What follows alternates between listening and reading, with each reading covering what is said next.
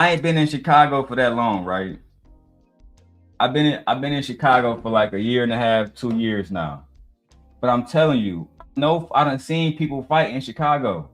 And one thing I know is if you walk up to somebody in Chicago face and you say that shit again, call me a B word again, say this about my mama again, and they say it, it's going to be instant drama, bro.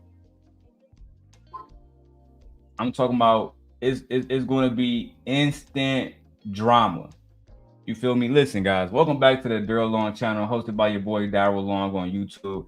We just now starting off. I was on Instagram for like 2 minutes before then, but and shout out to everybody that's tuning in immediately because we got to cover this Anton Daniels footage, and I'm going to be the one that's covering everything, not just that clip, but what Anton said afterwards, and both of Anton's responses. Let me bring my mic closer. Both of Anton's responses was crazy. It's almost like Anton low key. I think he do want smoke. Like they keep saying he don't want no smoke. He not that kind of guy, but he kind of is, because he always make himself out to be the nigga that's tough, the nigga that'll smack a woman. Don't worry about it. I'm gonna show y'all all the clips of Anton saying that he'd smack a woman, he'd do this, he'd do that. What's going on, JB? It's absolutely crazy, man. It's absolutely crazy. Now let's first go to my brother Jew channel. Now Jew is gonna break down. You feel me? Let me move this down a little bit because Jew actually cool people. He don't mind people reacting to his content. So I don't gotta have the screen so big. But we're gonna listen to what Jew got to say about Anton. And shout out to Jew Almighty. Go subscribe to his channel. The link is in the bio. All right. And he actually was one of the ones that put up the clip also of Anton talking about he don't care about reparations and he don't care about black people getting any kind of justice in America. Let's go to that video. On Corey Holcomb's podcast, and it went left fast. I'm a motherfucking man. I don't do no sucky shit. I don't give a fuck about nothing. Well, say I suck again, nigga. We can go out back right now. We can go out back right now. I'm with it. I bet you won't say that. We can go out back right now. Throughout the whole podcast, Anton Daniels, anti-black, bootlicking, MAGA sellout, conservative white man, kissing views and behaviors was on full display. Jew said it perfectly. Anton is on some bootlicking bullshit. And why? Why, Anton? Why are you on that bullshit? Oh, because you just a sellout, bro. You've been a sellout your whole life.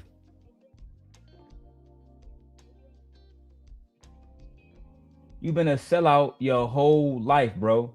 And you've been a sellout because every single day you talk about what black men don't deserve. Every single day you talk about black people don't deserve reparations.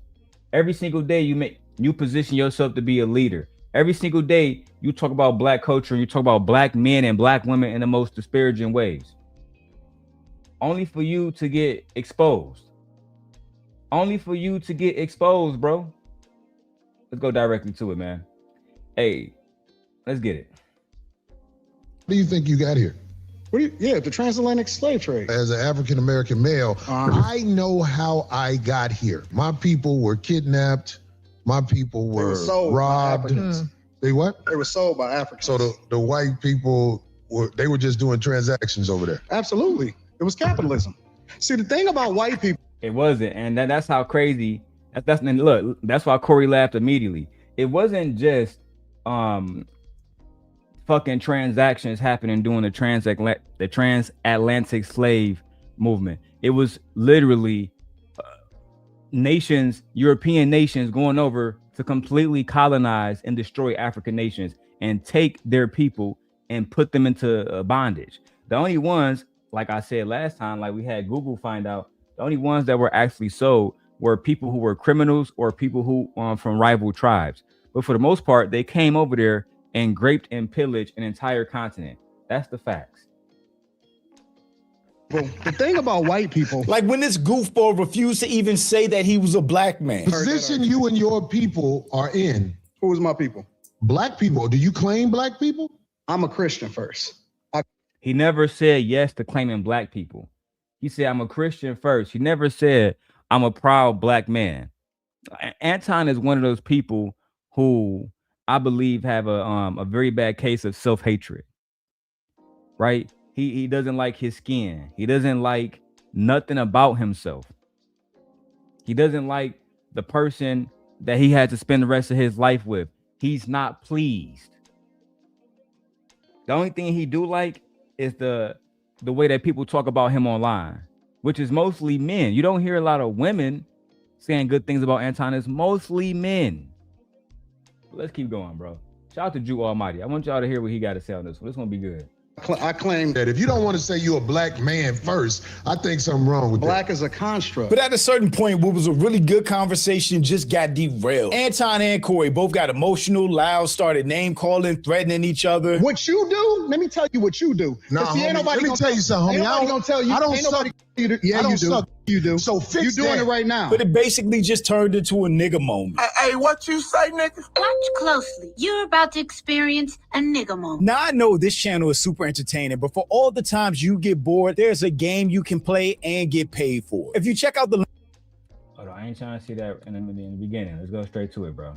and share the video, don't forget to sub. Now, let's get into it. What do you feel about this nation as they jack other nations for their resources and play it off like it's other reasons? That's a part of the game. Everybody done been conquered. It's so funny how outwardly hypocritical conservatives are at this point, because they went from no more wars to now let's just take other countries' shit. Slavery didn't exist.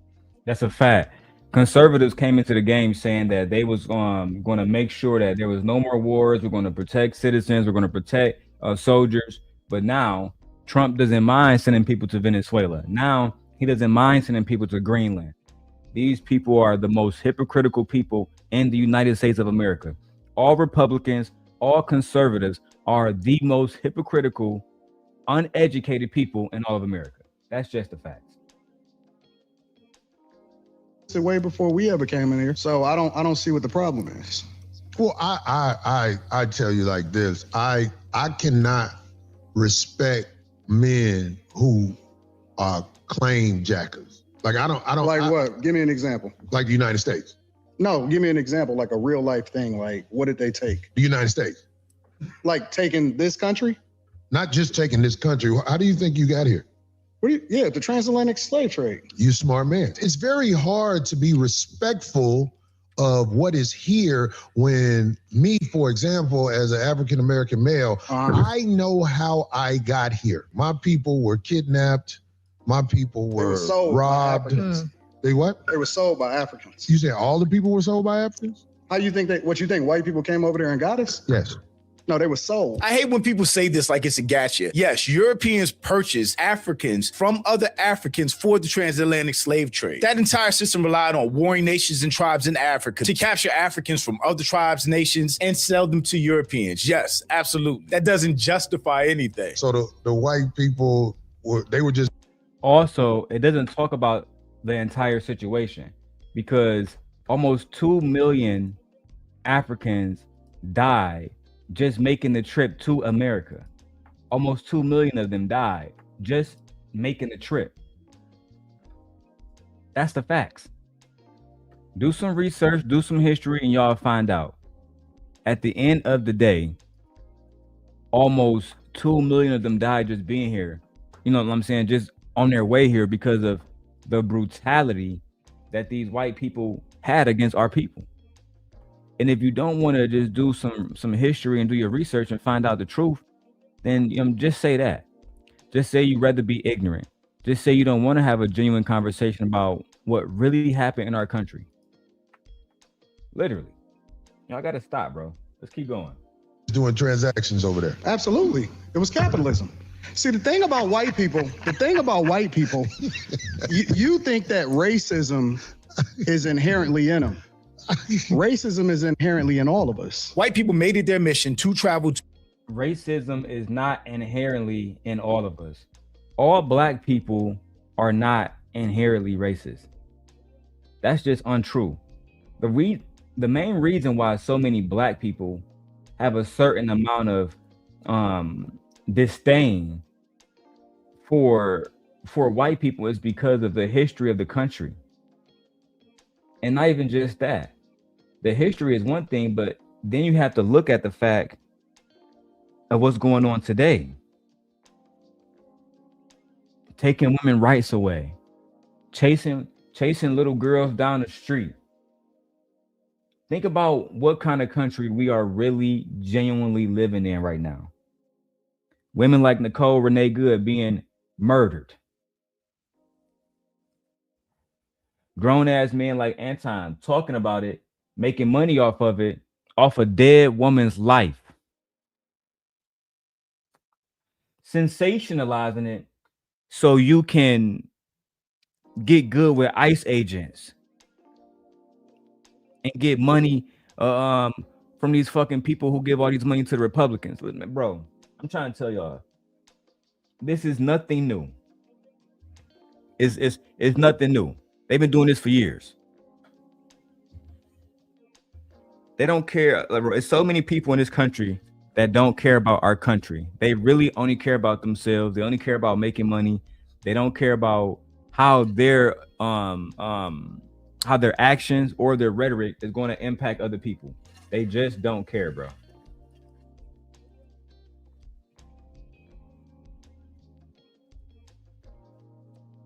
But let's go back to Jew video, B. I got to get a light for this camera up here. Like a little small light I can put on top. That way it can hit. Because if I turn on my big light, it's too bright. It's way too bright. But I'm going to do something about this lighting. Real talk.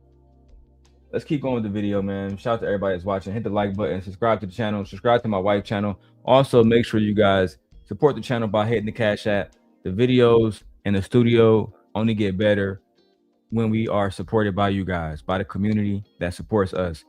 Again, for those who can, $ DLawn316, even if it's just $5. Make sure you guys support that. Let's keep going. To foreign lands to conquer lands and colonize people of color all around the world. There's an inherent racism to colonization. Black people is some of the most racist people I've ever seen in my entire life. We don't even like each other. He didn't even make the point or argue that white people have not historically been racist. He then turned it around to the Uncle Tom, Uncle Ruckus talking point to black people are the most racist people ever, which is false. In order to be racist in the first place, you have to have control. Racism implies you have not just prejudice, but the power to do something with that prejudice. You know, I may say, I hate you. I hate white people. I hate them. I hate them. It's not going to change you getting that, loan when you go to the bank. That whereas white racism says, not only do I not like you, but I'm going to change the impact of where you can live. We don't even like each other. And what Jew just did is he broke down a difference between, because I don't believe black people can be racist. I don't believe black people can be racist. In order to be racist, you need to have the power to change an outcome. When a black person doesn't like a white person, that doesn't, like the young lady said, it doesn't impact their ability to get a loan at the bank. It doesn't impact where they can live. It doesn't impact what rights they will have. It doesn't. But when a white man chooses to be racist or sexist, it could impact whether me as a black man can get a loan for my business. I can get a loan to take my kids and put them in college. It can affect where I move, redlining, which communities I stay in. It could impact what jobs I get, DEI. And DEI is for the new kids. When I was young, Marcy, what do they call it? I see you in the chat, Marcy. What do they call it when I was young? Okay, now I gotta go to Gemini. What was it called where you basically had to hire a black person or a person of color before DEI? Somebody write it in my chat before I go get it.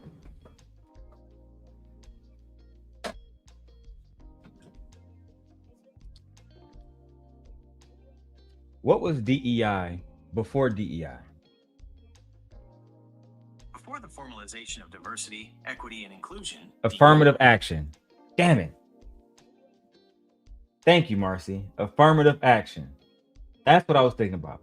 When I was growing up, we had affirmative action, right? Now, let me have Gemini explain. Gemini, please explain to me what affirmative action is.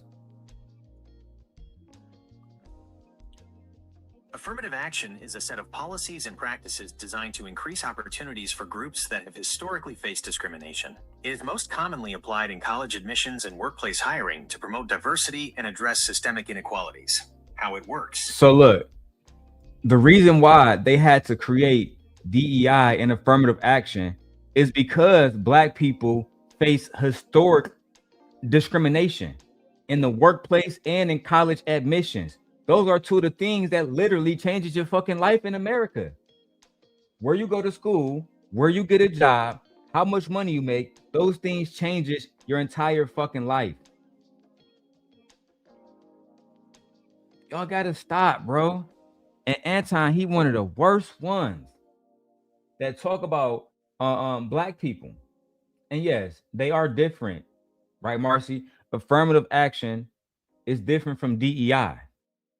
Affirmative action, in my opinion, genuinely helped non-white people, Black people, Asians.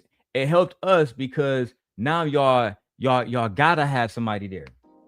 It's no more saying, oh, they're not qualified, but this person graduated from Harvard. Yeah.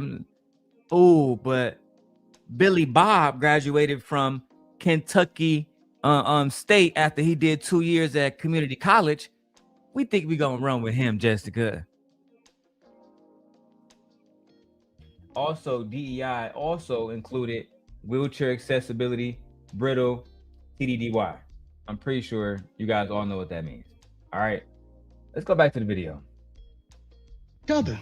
So can I ask you a question? No, Why do you hold think- on. Let's why- stay there. Okay. We don't even like each other. That's like saying Africans are racist. There are 54 countries in Africa, and each one of those countries have different tribes, different beliefs, different people that don't like other people within their own country, let alone other countries. But nobody says Africans are racist against other Africans. Some of the first slavers in the United States of America was Black people. It seems How the fuck are you trying to say that some of the first slavers in the United States were Black people when, first of all, they came here under the command of General George Washington? Do everybody know our history?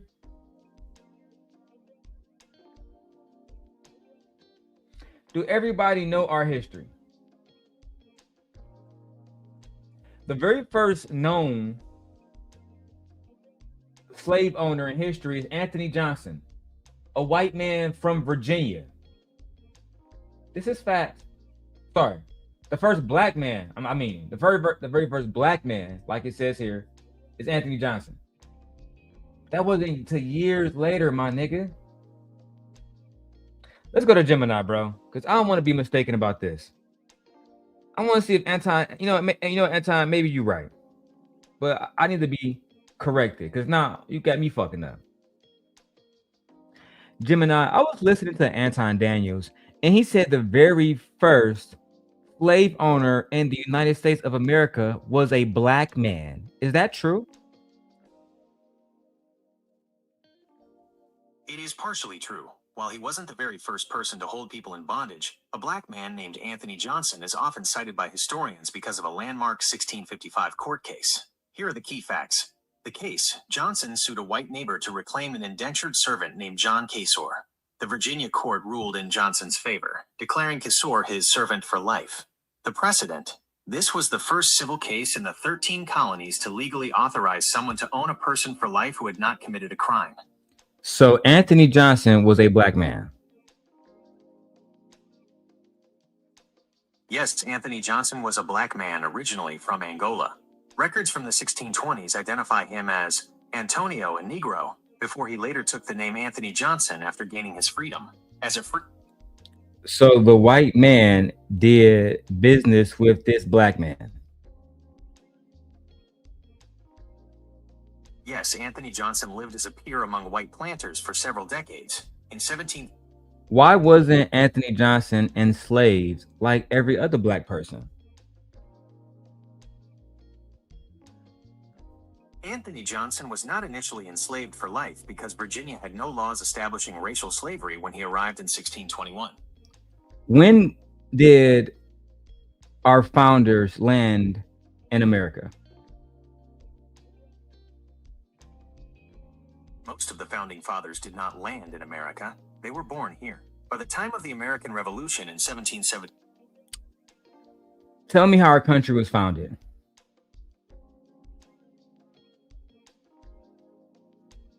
our country was founded through a series of revolutionary events that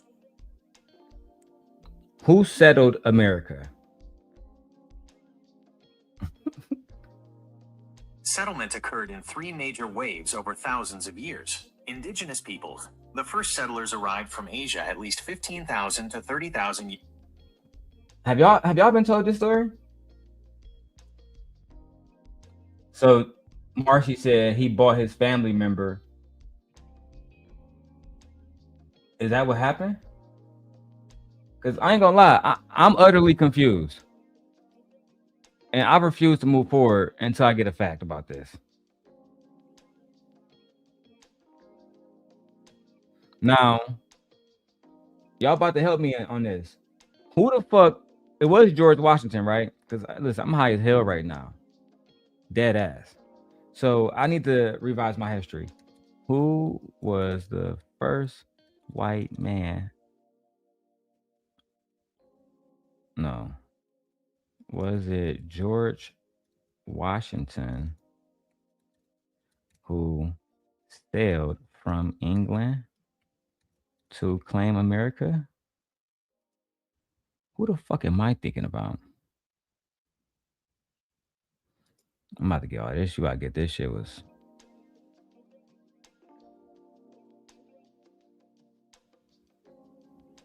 Who the fuck am I thinking about? I am blown. What's up, Rooster? Let's keep going to the video. Seems like Corey doesn't have all the information he needs to be able to push back on Anton Daniels. But what he's really referring to is somebody like Anthony Joshua, who was the first black slave owner in the American colonies. In 1621, he gained his freedom, became a slave owner, and famously won a court case in 1655 to claim. Thank you. Man, I know I can rely on my nigga Vic. Bro, I'm confusing George Washington with Christopher Columbus. Fuck. Now I feel like Anton today. What year did Christopher Columbus land in America? Christopher Columbus first landed in the Americas on on October 12, 1492. Okay. Would you like to know more about his specific landing site, or? No, not right now. I'll come to you in a second, Gemini. Thank you, Victor, for putting this video back on fucking track. Now, if this black man owned a slave in 1621, but Christopher Columbus got there in the 1400s, nigga, nigga, you a liar. Anton said one of the first slave owners was a black man. Let me do this shit again, bro. Now, what year did Christopher Columbus land in America? Christopher Columbus landed in the Americas in 1492. 1492. An island in the Bahamas, which he named San Salvador. Vic, I want you to take notes on this, Vic. 1492. Thank you, Vic. Now, after Christopher Columbus landed in 1492, how soon did they start slavery? Slavery began almost immediately on his first voyage. Okay. Slavery began immediately in 1492. White man. How many years is it between 1492 and 1621? There are 129 years between 1492 and 1621. So 129 years after Christopher Columbus and started slavery in America, this nigga Anton talking about some black people, a black man was the first slave owner. How the fuck he do that 130 years later, cuz? I knew something wasn't adding up here. Cause see, I might be high, but I'm not stupid right now. I'm saying 1619, nigga. I think that shit was popping by then, my nigga. No. If what's cuz name? Anthony Johnson, if he had pulled up when Christopher Columbus, that's why that's what I was trying to ask. I'm like, the white man did business with him? I'm confused. So Christopher Columbus never did business with a slave like Anthony Johnson. That is correct. Christopher Columbus and Anthony Johnson lived in completely different centuries. Christopher Columbus lived from 1451 to 1506. Anthony Johnson was born around... These niggas' lifetime was centuries apart. This nigga Columbus done start slavery 130 years ago, and your bitch ass trying to convince us that one of the first slaves... Let's go back on that shit that Anton done said. Now I done broke the code. Let's go. This nigga's a straight liar. It's not going to change you getting that, you know, loan when you go to the bank. That whereas white racism says, not only do I not like you, but I'm going to change the impact of where you can live. We don't even like each other. So can I ask you a question? No, Why do you hold on. think- Let's why- stay there. Okay. We don't even like each other. That's like saying Africans are racist. There are 54 countries in Africa, and each one of those countries have different tribes, different beliefs, different people that don't like other people within their own country, let alone other countries. But nobody says Africans are racist against other Africans. Some of the first slavers in the United States of America was black people. Nah, nigga, that was a lie. That right there was a lie. Now, let me go to Gemini to prove it for my Gemini test. Now, Gemini, I was listening to Anton Daniels, and he said one of the first slavers in America was a black person. However, you told me that Christopher Columbus landed in 1492, and Anthony Johnson had slaves in the 1600s. So that couldn't mean that he was one of the first slave owners, correct? Because he came 100 years after slavery had began. Was Anton right or wrong? Anton Daniels is correct in a specific legal context, though the history is layered. While the Spanish brought enslaved Africans to the Americas in the 1500s, Anthony Johnson is significant because he won a 1655 court case that made him one of See, the they saying that I didn't even know the Spanish was bringing. So look, so it was the Spanish that was selling niggas slaves. I thought they was taking them back to Portugal. I gotta do my research on what I just know England was on bullshit with Africa. That I know for a fact. Man, we're gonna have to do a history lesson. Because they're saying that it's factually correct, but I guess they counting because maybe the first 500 years, I don't know what the fuck they counting. But you can't be the first rapper if 130 years ago a nigga was rapping.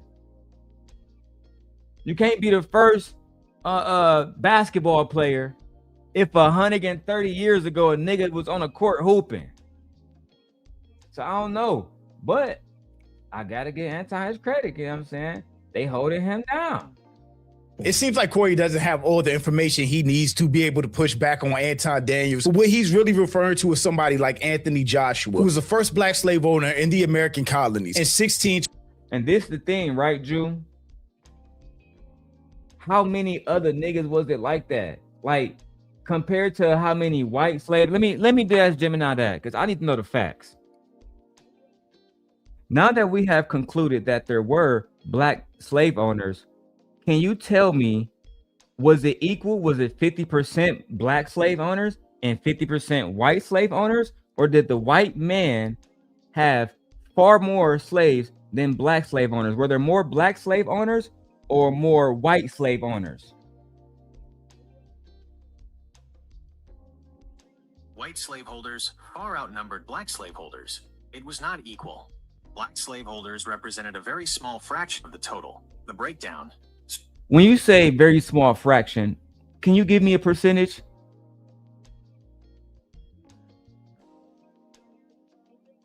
In 1830, the year for which we have the most detailed data on this specific group, black slave owners made up roughly 1% of all slave owners in the United States. Nigga, black men made up 1% of all the, so you niggas didn't own shit. Imagine if I come out and say, you know what? Here go $100. You can have 1%. You can have 1% of it. The fuck? Man, y'all gotta stop that shit, bro. Y'all gotta, cause I haven't used this word. I don't like using this word. But the C to the dope to the double O N, the C to the double O N, y'all gotta stop that shit. Y'all gotta stop licking up the white man and trying to tell revisionary history, bro. Y'all gotta stop that shit. Jesus Christ. See, this Anton, shout out to Philosophical. Philosophical, apparently, Team Portugal is dissing him tomorrow on his stream. You feel me? The Untouchables versus Philosophical. Because he said on his stream, let me go find it. I don't want to misquote the great Philosophical. I don't want to misquote him. You know, he's a real man. Let me go find his name on here. Philosophical.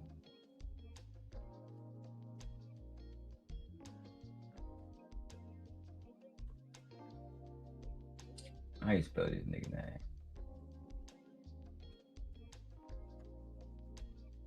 There we go. Philosophical.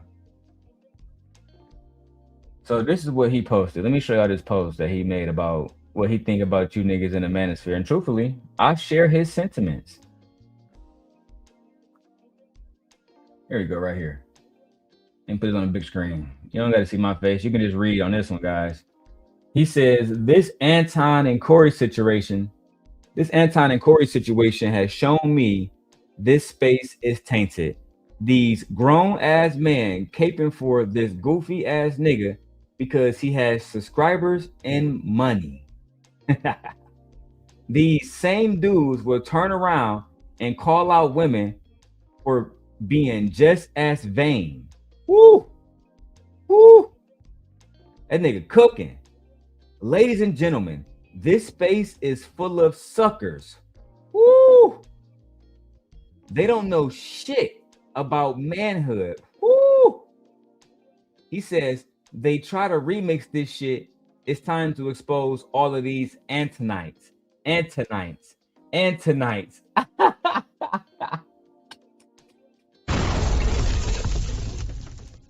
Hey, Philosophical, I'm right with you.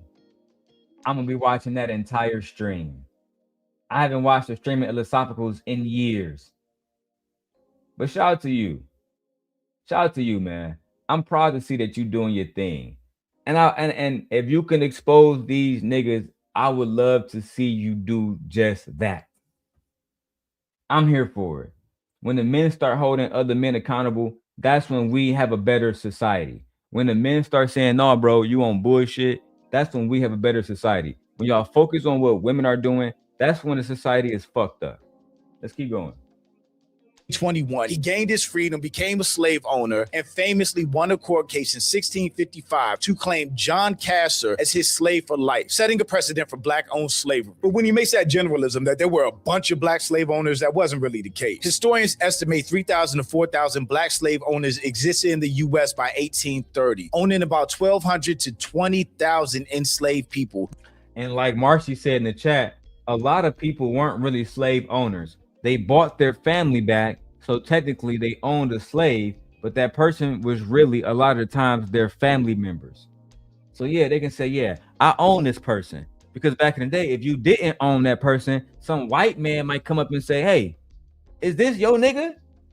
Because I would like to buy him. He looks strong. Is this yours? I would like to buy her. She's young and she's fertile. She can make me a lot of other slaves, and I can put them to work in about 10 years. That's the reality that black people lived in for generations on this fucking continent. That's just what it is. That's an absolute fact. Let's keep going, man. Representing a tiny fraction, 1% to 2% of total slave owners, many freed black owners held one or two enslaved individuals, often family members, to protect them from being forced out of states or to eventually free them. So what I'm trying to understand is, Was slavery in the United States before? slavery existed thousands of years before we got here. Okay. Slavery was on every single continent in this world. Anton Daniels is literally using white supremacist, white Christian nationalist talking points. Slavery wasn't that bad. We didn't do anything that didn't already exist. Shout out to Jew, man. Shout out to Jew. Let me show y'all his face, man. Shout out to Jew, man. He's really cooking right now. Because Anton really on some bullshit, and he do use these white supremacist talking points to try to make his point that racism wasn't that bad. Everybody was doing it. Everybody was doing it. So when a white man did it to us, I mean, it wasn't nothing. Everybody was doing it, bro. Like everybody, bro.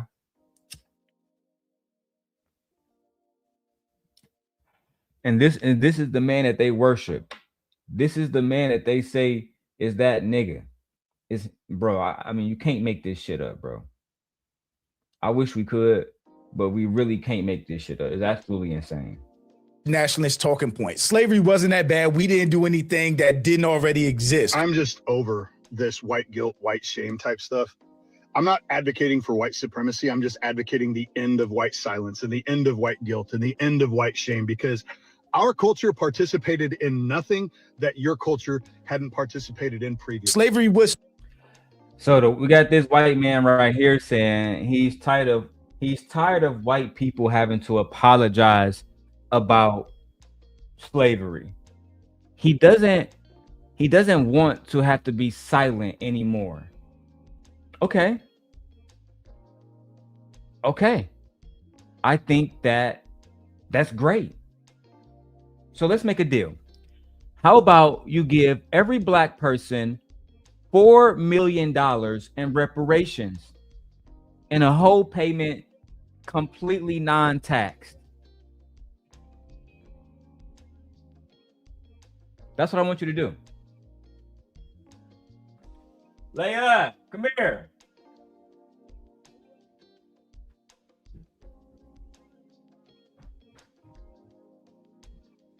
Go in your bedroom. I'm gonna go.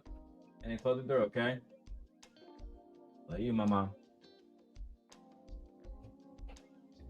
That's what we can do. If you actually want to, you know what I'm saying? If you want us to feel like y'all trying to move in a step forward of paying for y'all crimes against black people, we can start with reparations. And people always ask me, well, Daryl, why do you support reparations? I think about it like this. Imagine if I took 500,000 off of you, right? No, let's make it 500 million. Imagine I take 500 million off of you. I beat you up. I take your mama and your grandma and your daughter. I do whatever I want to do when I have my way with them. I enslave your sons. And I take your wealth. I burn your history. I destroy your leaders. And right after that, I'm going to come to you and say, all right, cool. I know I was doing this shit for about 400 years. And it's been a rough 400 years. But here we go. I got this piece of paper right here. It's called the Emancipation Proclamation. After this, y'all should be good. Are you going to give us back our money? No. Are you going to give us back our history that you burnt? No. Can we have our land back? No. Can we make our own rules and live under our own society? No. Will we be allowed the same opportunities as you guys? No. Will we be policed the same way you got? No. But the good part is I don't own you no more. I mean, okay. I guess that is good. That's basically what the niggas did. The same thing with the Native Americans. I went to Central Michigan, bro. Our school was literally built on a fucking reservation. And I used to always think that was the craziest shit. Oh, I took your land and I murdered thousands of your people. But we're gonna sign a treaty, right? We're gonna sign a treaty. You're gonna get a little payment every year. And we leave y'all alone. Can I get my land back? No. Can I get the people that you no. The only thing you can get is me off that ass. That's the only thing you can get. Damn. I don't even get to negotiate what I want? No. Black people, when the proclamation happened, were there any black signatures? Were there any black men represented? Any black women represented? No. Oh, for God, we don't even get to represent ourselves in Congress because we still consider 3/5 of fucking human. So when you have raccoons out here like Anton Daniels talking about, oh, slavery wasn't that bad, everybody was doing it. I mean, bro, I just don't even know what to say to that. It's so disrespectful. It's so disrespectful, bro. Let's keep going. Participated in nothing that your culture hadn't participated in previously. Slavery was still wrong. And the slavery that happened in America was barbaric and horrific. And imagine that being your excuse for slavery. Well, Africans participated in slavery. The white man, we did the same thing you guys have been doing for a long time. Imagine me saying, oh, why did you assault that woman? Well, I saw him assault that woman, and I mean, you mean your culture been doing it, so I figured I can do it. How the fuck you sound like somebody that lacks accountability. You sound like somebody that lacks awareness. You sound like somebody who lacks empathy. And that if you see somebody doing something, your first go-to is, okay, I can do it too then.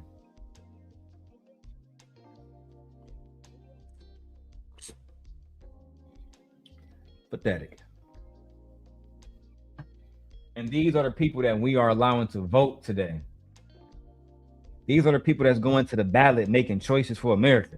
This is the reason why a little Mexican girl is being chased down the street by ICE right now.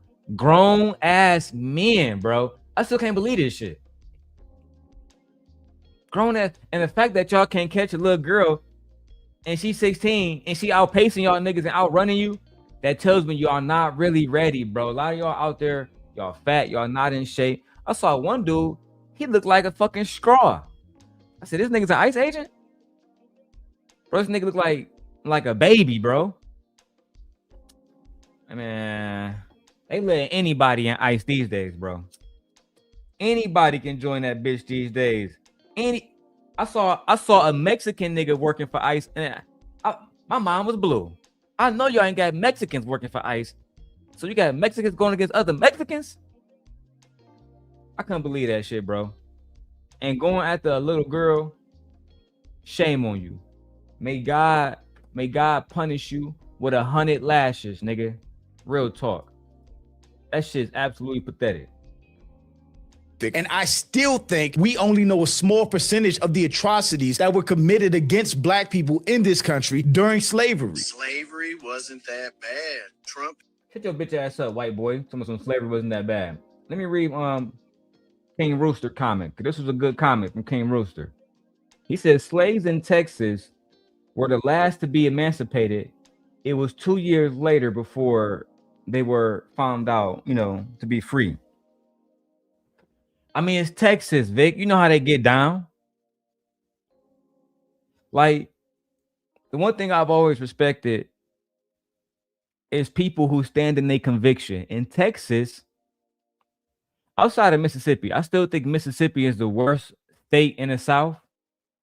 And I think Mississippi is the most racist state in the South. But Texas, they like right behind them. It's like Kobe and Michael Jordan. You blink your eye, it might be Texas. Close your eyes, it might be Mississippi. It really don't matter. They both are Confederate states. Racist-driven states. It's pathetic, man. Black people in this country during slavery. Slavery wasn't that bad. Trump is absolutely right. He didn't say slavery wasn't bad. He said it wasn't that bad. They ate people. They ate people thinking that they were gained superpowers. They fed children to alligators for sport. They raped other men's wives. They raped men. They skinned people, turned them into shoes, bags, wallets, and furniture. But he is. And everything bro just said was factually true. If you do just some history, just Google it. They used to have these circus during slavery where they would put black babies in a pond with an alligator. I don't even got to say the rest. And imagine them taking your baby, and you know your baby is about to get thrown in a fucking alligator pond. And then they say, well, why would they not? Why do y'all not like white people? I'm saying, what's y'all problem? That was years ago. We don't honor. There's no commemoration for the 2 million slaves that lost their lives just coming to America. There's no national holiday. There's nothing to commemorate the lives of black people lost. But then y'all want us to commemorate fucking Charlie Kirk?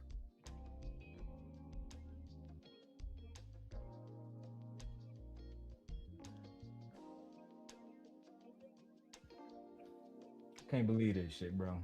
I can't believe that I live in a nation that is so fucking pathetic. Right? And again, shout out to Philosophical.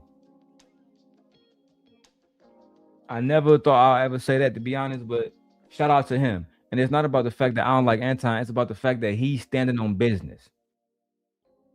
Tired of y'all niggas not holding other men accountable. It's getting real tiresome. Yet to even say that slavery by Europeans, by white people was bad. When racism came up, he said black people were the most racist people. When slavery came up, Anton Daniels said Africans were the reason for slavery. He's a joke. And this is the problem that I have. What you niggas want? What do you mean when you say what you need? What do y'all want? Y'all complaining about it over and over again. And I'm trying to understand, what is it that y'all looking for? Anton Daniels' family immigrated here, which is why he has this whole attitude of. Now, I found out this recently, and that it's crazy, Anton. With all the research I've done on you, I never knew that you was a fucking tether. Oh, it's starting to make sense, my brother. You're not from this country, man. You're a fucking tether baby, man. Your father is not from America, man. That's why y'all moved out to Waterford, Michigan, and now you claim Detroit, even though you from Waterford, Michigan. That's why you couldn't get no baddies in Detroit, because they didn't want to date a fat ass, chubby, broke nigga that's also not American to tether. Corey Holcomb pulled your whole card. Pulled that Keisha up out of you. That Keisha. Nigga, you ain't telling me shit. My spirit recognize your spirit, and my spirit identify you as a hoe, nigga. Let that hoe loose, nigga. Yeah, free that bitch, nigga. Yeah, free Keisha. Yeah, let that hoe up out of you, nigga. I heard that hoe knocking. I heard that bitch knocking. Let her go.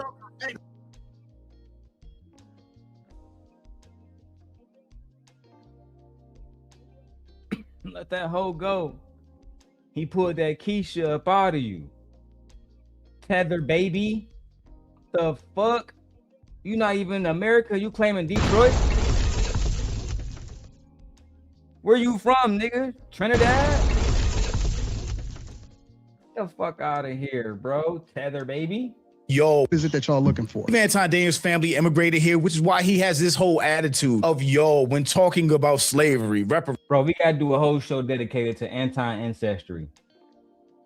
This nigga, like, you not. I'm from Detroit, bro. I'm from Detroit. Nigga, no, bro, you from, nigga, where are you from? Barbados? Where the fuck you from?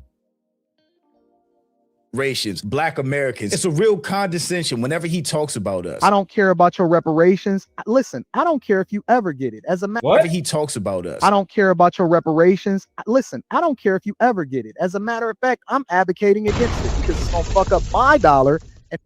Not anti-advocating against reparations because it's gonna fuck up his dollar. And these are the black men now that we have to say we share space with. What are we gonna do as black men? What are we gonna do? We literally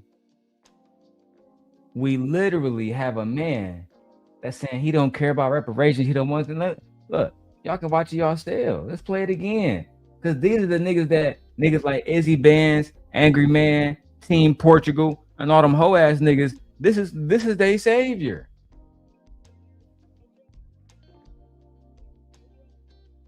Oh yeah, they not gonna do nothing with the reparations except buy more weed and Hennessy and buy Air Force Ones. You feel me? Just like they did with them stimulus checks. They ain't open those skyscrapers. They didn't start Apple. You see how goofy these niggas used to sound, bro? They ain't fucking build NASA. See, the white man, when he got his stimulus check, he built roads and he built new businesses. He didn't do anything degenerate at all. That's the signs of a nigga that's a raccoon. You feel me? That's the signs of a raccoon. When you can go to any of your local dispensaries and you will see old white men, old white women, young white men, old everybody. They buying weed. Go to the liquor store and ask the liquor store, are you only profiting on black people? If black people stop coming to your store, are you going to shut down? Are you going to be out of business? It'd be laughable. It's laughable. You think the top clubs in Chicago serve black people? You think the top clubs in New York serve black people? You think the top clubs in Miami serve black nigga? You think the top clubs in Los Angeles, Las Vegas, you think these places, the places that serve the top of the line shit, you think fucking Ferrari and all these different places is making cars for black people?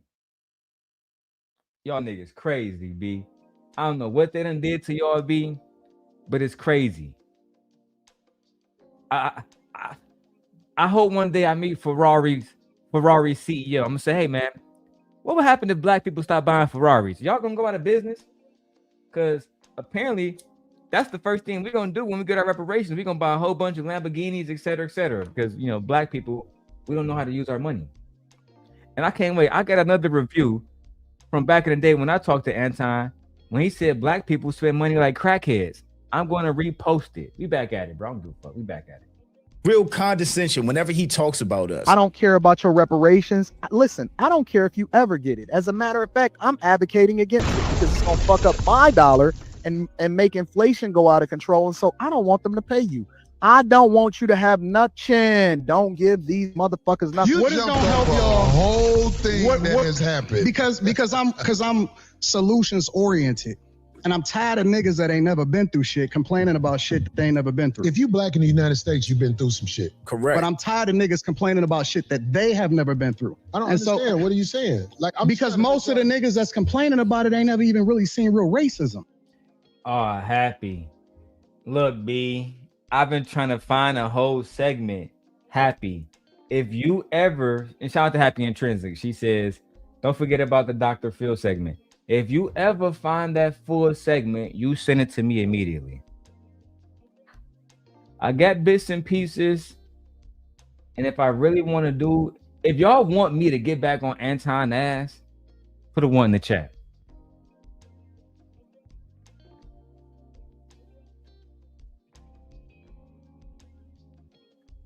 This person said if he's a tether, it makes sense that he'd be against reparations. Let me speak to you directly then. You don't have to be against reparations. You could just say, I support these black people that built this country that I'm in now. So go ahead, just give it to them. But to say that you're against it, why? You tell me. You tell me why tethers would be automatically in a position where they would not want us to get paid after our ancestors died. You break that down for me. Nobody time them out. Break it down for me. Make it make sense to me. All right, that's what y'all want? Is that what y'all want? Fine. Let's do it. These is new niggas. All of these internet niggas right here, who they even really seen real racism. These is new niggas. All of these internet niggas right here. Anton, nobody knew you before the internet, my baby. You was living in a tiny apartment struggling with your creature that you live with. With your creature. Nobody knew you, big dog. That's why you ain't got no soldiers moving around with you, because nobody wouldn't put their life on line for Anton Daniels. Why? Because nobody know you. What they do know about you, they know you don't fuck with your brother. They know your nephew beat you up. It's not really a good look to be around you. Right? I love going at you, bro. I love this shit. Because to me, you represent the type of evil that God put a nigga like me on the earth to take out. That's what you represent. And I don't mean that in a threatening way. We're talking about just content, YouTube. It was destined for me to expose you. How Kendrick said, it was God will to show y'all who the liar is. Come on now. Dun dun dun dun.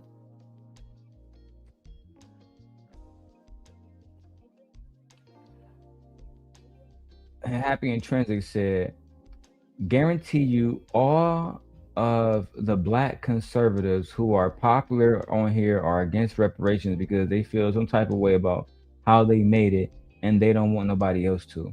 You know what it really is going? It's going to put reparations, because black people are so smart and black people are so creative. If reparations pop off,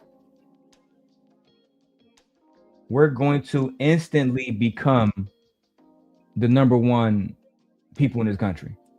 I genuinely in my heart believe that.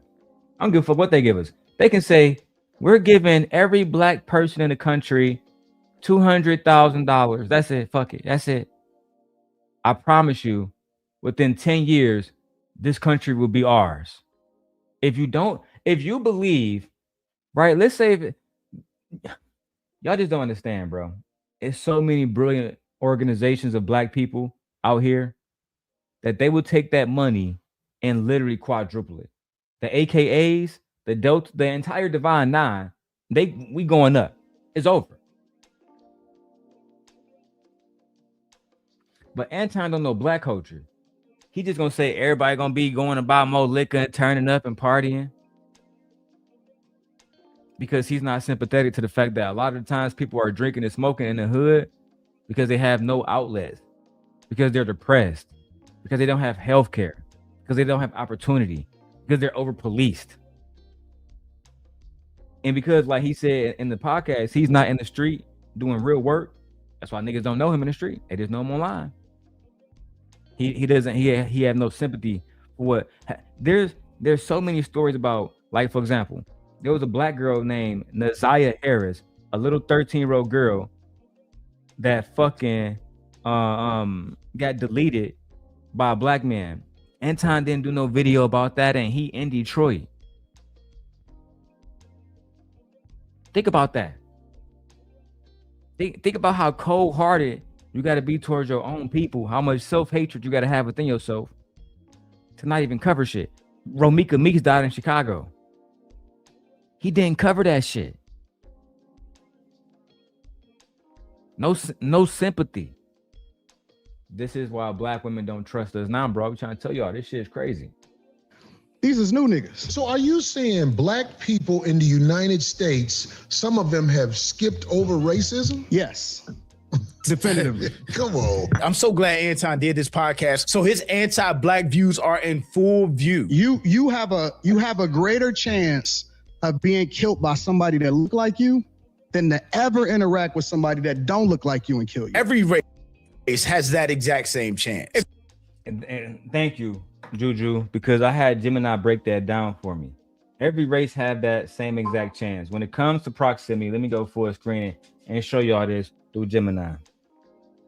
I was listening to Anton Daniels, and he was saying that black on black crime exists, but white on white crime don't exist. Was he right? Statistically, Anton Daniels is incorrect. White-on-white crime exists and is the most common form of victimization for white people in the United States. Damn. According to Department of Justice data, most crime is intraracial, Damn. meaning it occurs between people of the same race. This is largely due to the fact that people tend to live near and interact with people of their own racial group. Damn. The statistics. Official reports from the Bureau of Justice Statistics, BJS, and the FBI consistently show white victims. Damn. Approximately 60% to 80% of violent crimes involving white victims, the offender is also white. Damn. Homicide. For white murder victims, around 80% to 90% of the killers are white. Damn. Black victims. Similarly, the majority of crimes against black people are committed by black offenders. Why the term exists? The phrase black on black crime is often used in political discourse to Damn. highlight high crime rates in specific urban areas. However, criminologists point out that white-on-white crime is just as prevalent statistically, but it is rarely labeled that way in the media. It is usually just referred to as crime. Would you like me to look up the most recent BJS report for specific percentages on different types of crime? No, that won't be necessary right now, Gemini. What we can focus on is the raccooning that is on full display here. That's what we can focus on. Because again, a simple, small research now can show you that white people died 80% to 90% at the hands of white people. Listen, I was just working in Oconomowoc, Wisconsin, right? I was working at Oconomowoc, Wisconsin, and fucking thank you, Happy Intrinsic. I just saw your message. In Oconomowoc, there's virtually no black people. So when a crime happens, it got to be another white person because there's no black people out there. Now, if I go into Milwaukee, right? If I go into Milwaukee, entire different conversation. Then it becomes flipped. If it's a crime in Milwaukee, it's more than likely a black man. I'm just being honest. It's more than likely a black man.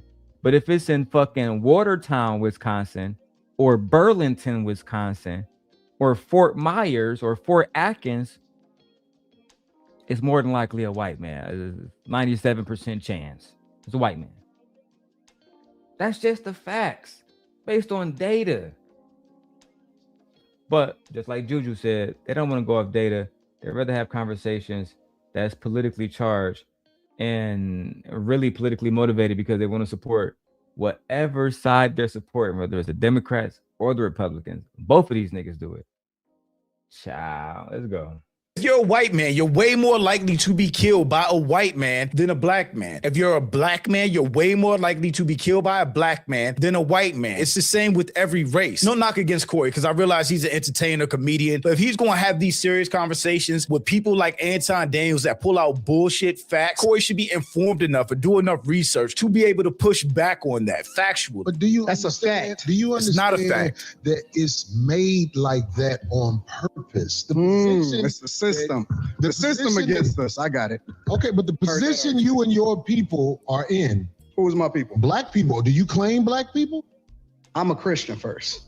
I claim. Well, I think something's wrong. You're a Christian before you're a black man? When you're I'm about to explain the same thing that you explained, but a person cannot claim a religion before their race. Let me explain to you why. When you're born, right? You have no concept of religion. I can't go in there and teach my 8-month baby the concept of Jesus Christ. Hey guy, tonight you're gonna pray, and then you're gonna do communion. You're gonna drink wine for the blood of Jesus, and you're gonna eat bread for the skin, for the flesh of Jesus. Yeah. He not gonna understand what the fuck is going on. He gonna look at me and he like, I don't know what the fuck you doing talking about, daddy. He has no concept of anything because he's a fucking baby. So Anton, you can't say first you're a Christian. You're a black man. The black is as, you know, the black that you're as dark as it can get. You're a black man. And shout out to black people. We are the most beautiful people on the planet. Shout out to black people. But you can't run from your race, bro. You can't run from your phenotype. You can't run from your DNA. It's over. And it's crazy to me watching people say, oh man, trans people are crazy. I don't know how they're so delusional to the point where they can identify as a whole different sex. And then you got niggas as black as the motherfucking night. Talking about some, I don't identify as a black person.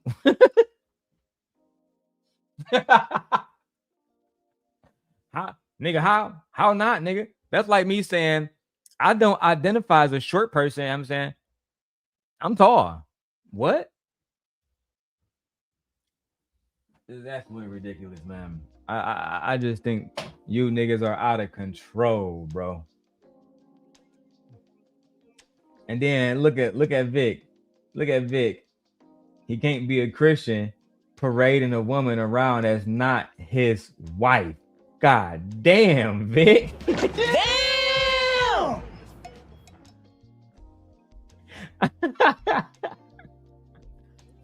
Vic said Vic said we back at war. We going full steam ahead. Let me ask Gemini about that. I don't know the interworkings of how it works. Gemini, Anton Daniels said that he was a Christian. Hello, I'm Gemini.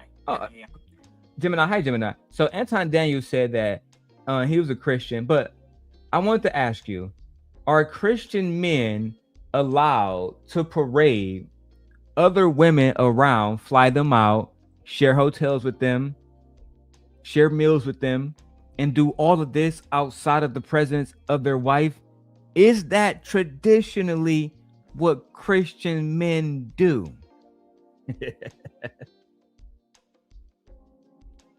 Traditionally, Christian teachings do not support this behavior. Damn. Standard Christian ethics emphasize asterisk monogamy, marital exclusivity, and avoiding the appearance of evil. Damn. Most Christian denominations and leaders advocate for the following. Exclusivity. Marriage is viewed as a sacred covenant where emotional and physical intimacy are reserved for the spouse alone. Damn. Genesis chapter 2, verse 24, Hebrews chapter 13, verse 4. Boundaries. Many Christians follow the Billy Graham rule, which advises men to avoid being alone with women who are not their wives, Damn. especially in private settings like hotels or intimate meals, Damn. to prevent temptation and protect their reputation. Fidelity. Jesus taught that even lustful intent toward another person is a violation of the marriage heart. Oh, Matthew shit. chapter 5, verse 28. While individuals may claim the label Christian, the actions you described, traveling with, paying for, and sharing private accommodations with other women, contradict traditional Christian doctrine regarding the sanctity and protection of marriage. Would you? So, Gemini, if you was Anton's friend, let's say if you was Anton's friend, and he told you as a married man he was going to travel with another woman all the way to Los Angeles, share a car ride with her, share meals with her, share hotels with her, you're saying that as a friend, as a Christian friend, you would suggest him not to do that? As a friend, I would advise him not to do it. Damn. Traditional Christian values emphasize protecting the marriage from even the suggestion of impropriety. Actions like sharing hotel rooms and traveling alone with another woman create unnecessary temptation and deeply disrespect the marital covenant. I would remind him that his primary commitment is to honor and protect his wife's heart in their public testimony. Would you like to explore Damn. how different? A man's primary his primary commitment is to honor and protect his wife's heart in public testimony. Meanwhile, you got Corey saying, get out with you and your bitch. You and your bitch get out and keep paying for pussy. Hoe ass nigga. Trying to get that bitch on the channel, hoe ass nigga. And you and you brought this bitch, you can't explain this bitch, hoe ass nigga. Don't be bringing these bitches around. You can't explain these bitches, hoe ass nigga. Talking about, can I get the bitch on the show? Nigga, I don't know that bitch. I don't know that bitch. Nigga thought he got it like that. Nigga, you don't got it like that. Hey, that nigga thought he was Big Meech, bro. That nigga really thought everywhere he went, he had his way. Bro, it's only a few niggas in the country that can move like that. I can't even name, like, you got the real J Prince down in Houston. I mean Houston, you feel me? J Prince, the real J Prince, he can move anywhere he want to move. The Flannery brothers, BMF, they can move anywhere they want to move. Who else? Trick Daddy, he can move anywhere he want to move. Can't really think of too many other ones, bro. You feel me? Can't really think about too many other ones. That's a part of our community. I ain't talking about the Italians. I ain't talking about none of that. A part of I can't think about too many ones outside of them people right there. I just name. You got to check in when you get. When I'm saying when you land. That's just if you want to play it safe. It's up to you.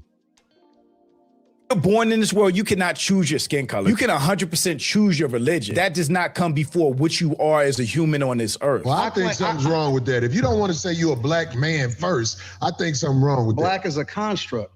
They told you that you was black. Yes, race is a construct, but ethnicities are not. So the immediate question after that is, what ethnicity are you, Anton? We're not none of that shit. Oh, well, what are we? We're not none. For me, I'm a believer in God. That's what I am. My foundation is always going to be Christianity, Christ, Jesus first. I don't claim none of that other shit. There are white Christian nationalists that are justifying slavery right now. But he would align with them, with people that hates him and people that thinks he should be a slave, before he would actually align with black people, black Americans. Hey, Jew, this remind me of when Myron was trying to align himself with Charlie Kirk and shit, right? And then he popped up. Hey, y'all, Myron popped up to a fucking Turning Point USA event, right? And he's like, let's go. We're about to go remember Charlie Kirk. They said, we don't allow Muslims in here.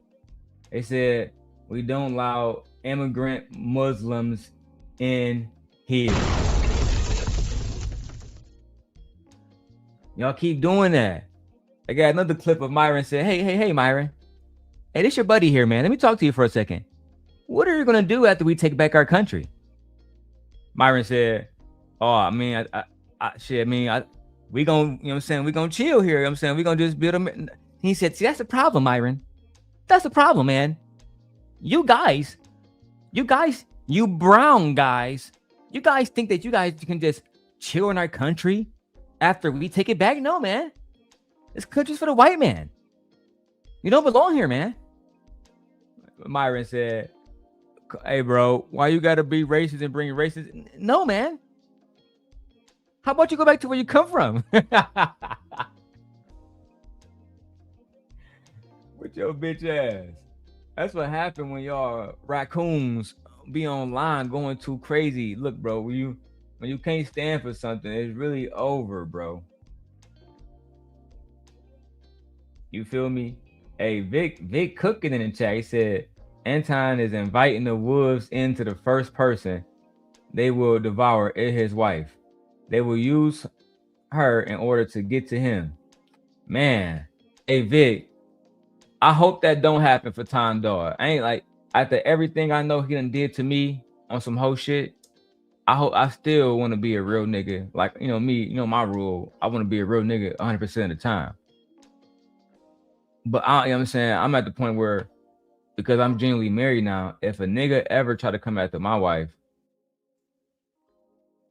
I mean, I'm saying Rob Stark, nigga. You feel me? Rob Stark. That's all I gotta say, bro. No cap. Because his hate for black Americans is that deep. Asians don't fuck with each other just because they're Asian. Chinese people and Japanese. Asians don't fuck with each other because they Asian is one of the biggest lie. When we just saw the Asian hate bill pass, and it was for all Asians. All Asians. Thank you, Happy. I see you with the messages, Happy. You a real one. You a real one. Shout out for all these timestamps that my people be sending me, man. And make sure y'all hit the cash app. We need at least $100. You feel me? Every single stream. We back to the $100 per stream. So I need y'all to support that. saying as much as you got. All right. I feel just like what you call. I feel like those mega pastors that Drewski was talking about. I need to be wearing Christian Louboutin because I'm a Christian and I walk in the blood of Jesus. Amen.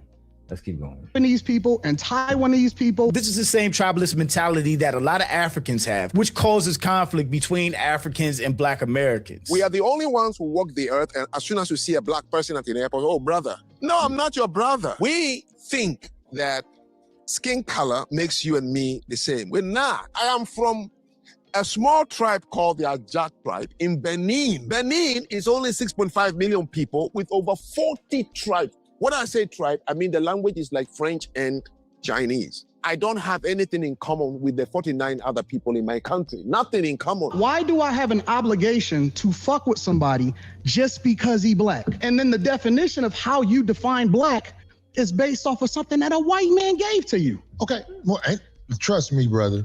You white people, let me tell you something. That's such a dumb argument. That's like saying I'm not going to use English because we learned it from white people. That doesn't matter. That is the language we use. These social constructs, whether you acknowledge them or not, exist. I am a Black American. I am an American descendant of slavery. Simple as that. Back to this Christianity. You have to understand this. You were taught that by the people who kidnapped you. Is that a lie? Nope. Okay, so we was taught everything that you know on this earth, it was taught to you. So he uses English, which was taught by white people. He embraces Christianity, which was forced on slaves by white slave masters, but he will not say he's black because it's a social construct invented by white people. Well done. Well done, Master Drew. Well done. Well fucking done. I can't call myself a black person, man, because that's a construct made by white people. But you embrace Christianity, which was forced on you by white people. Wow. Very well done. Uh-oh. Hey, wife. Come here. Come here. Come here. Come here. My wife pregnant, y'all. I'm gonna get on your booty. I'm gonna get a hug. How was your trip to the store? It's okay. Looking thick. Let me see. Turn around. Let me see. Let me see. Turn around. Let me see. Let me see. Jesus Christ. Stay married, fellas. It's worth it in the end. Yes. Okay. You okay? Yeah, I'm about to go change my baby shirt. He been drooling.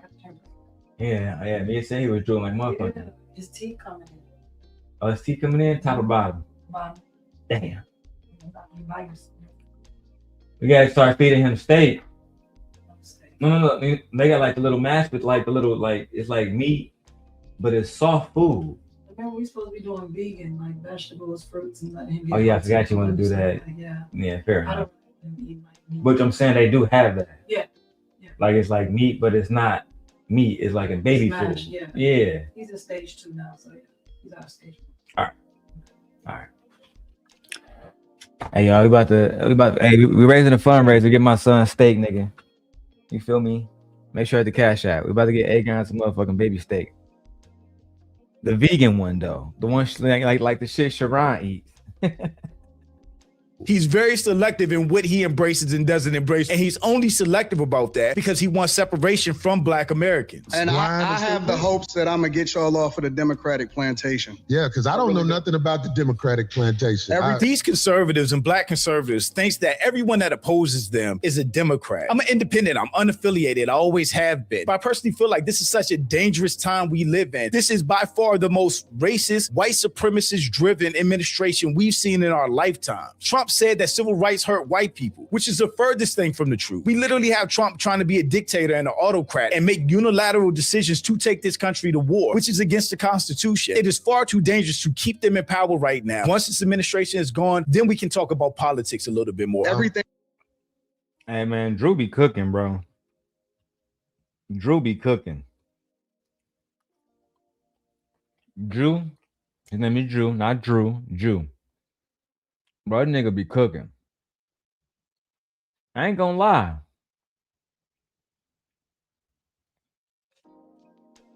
That was on the money.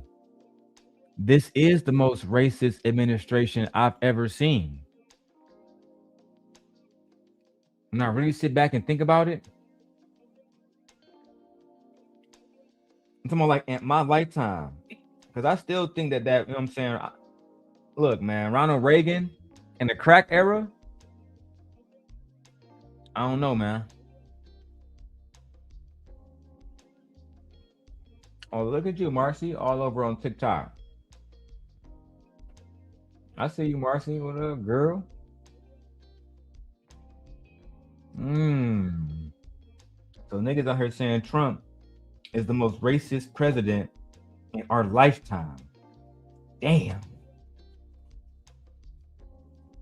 Trump said civil rights hurt white people. What the fuck are you talking about, Trump?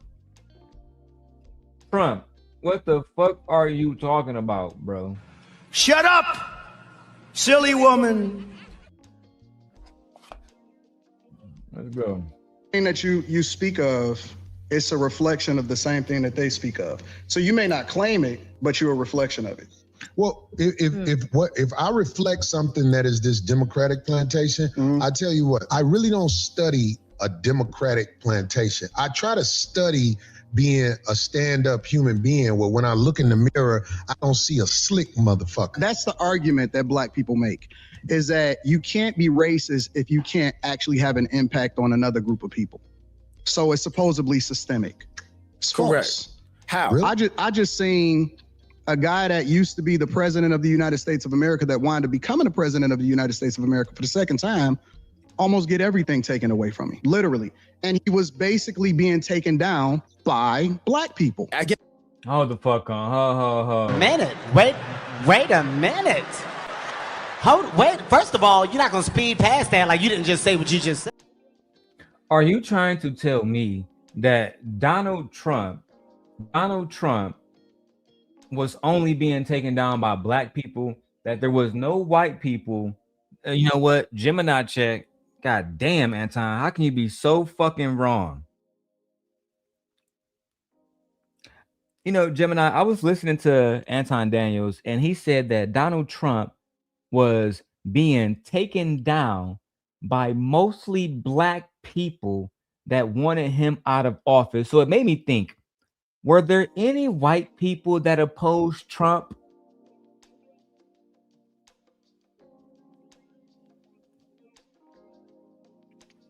Actually, there are many white public figures who have strongly opposed Donald Trump. Damn. His critics include high-profile Democratic leaders like Chuck Schumer and Adam Schiff, Damn. as well as several prominent Republicans.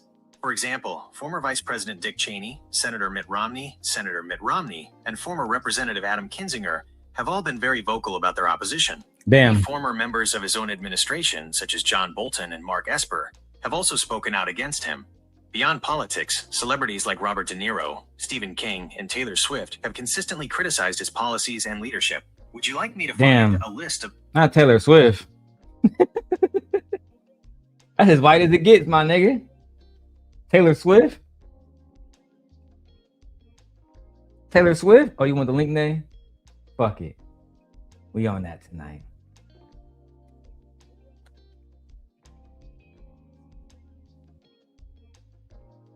Listen, man, we got 90 people watching altogether. The most people watching on YouTube is actually watching at my wife's channel. You betrayers motherfuckers. Y'all supporting my wife, you know what I'm saying? But you know what? The black woman is God. My wife has been doing what I asked her to, and she's been posting her videos about fucking what is it called again? She's been posting videos about her pregnancy. And we have this baby. We naming her Daenerys. And I'm playing. That's not official. I'm about to say, nigga. Nigga. Nay. Good news. Did you see that Game of Thrones did like a surprise little like fucking Comic-Con bullshit? No, I didn't. So George R.R. Martin announced today that he is on page 1000 of Winds of Winter officially. Oh, okay. Yes. Oh, shit. He said the book will be coming out soon. Oh, shit. We ready. Bigger But news. the House of the Dragons need to hurry the fuck up. It's making me mad now. and bigger. And we getting so no, what not so Arthur Dane. What's his name? What's the tall guy? The tall Sir guy. Duncan the Tall. We're getting the story of Duncan Egg this weekend, this Sunday. But I'm ready to watch. The biggest news that they announced today is they are making sequels to Game of Thrones. So they bringing Game of Thrones back from when Daenerys died. And they so we can see what happened afterwards. Like we really want to hear see what happens afterwards. Yeah, where did the dragon go? Like we curious over here. We curious. So anyway. I think that Winds of Winter is 1,000 pages, which is bigger than like 3 of the books combined. Yeah. None of the books have ever went over like 400 pages. The fact that this one is 1,000 pages is fucking crazy. But you know what? I think he heard the people complaining. Like I think he heard the people complaining and was like, "This is sorry ass ending." I mean, we want to know what happened afterwards. You don't get us really into it because of course we wanted to see Daenerys get the throne, but we didn't know she was gonna die. Like we were like, come on. So I definitely. So this is my theory. I think that Drogon, when he took Daenerys' body, because we know in Game of Thrones they had the ability of resurrection, and it's not just the Red Priest, it's whoever that god that they were serving, he give it to, because we saw that one nigga, Beric Dondarrion, he was bringing himself back plenty of times, right, and other niggas back. You know what I'm saying? That little priest and shit. So I think that they're gonna go to a place where all those priests and people are. They're gonna bring Daenerys back. Oh, it's gonna be all hell. And I think when Daenerys come back, the first thing she's gonna do is she's gonna fly to where Grey Worm is.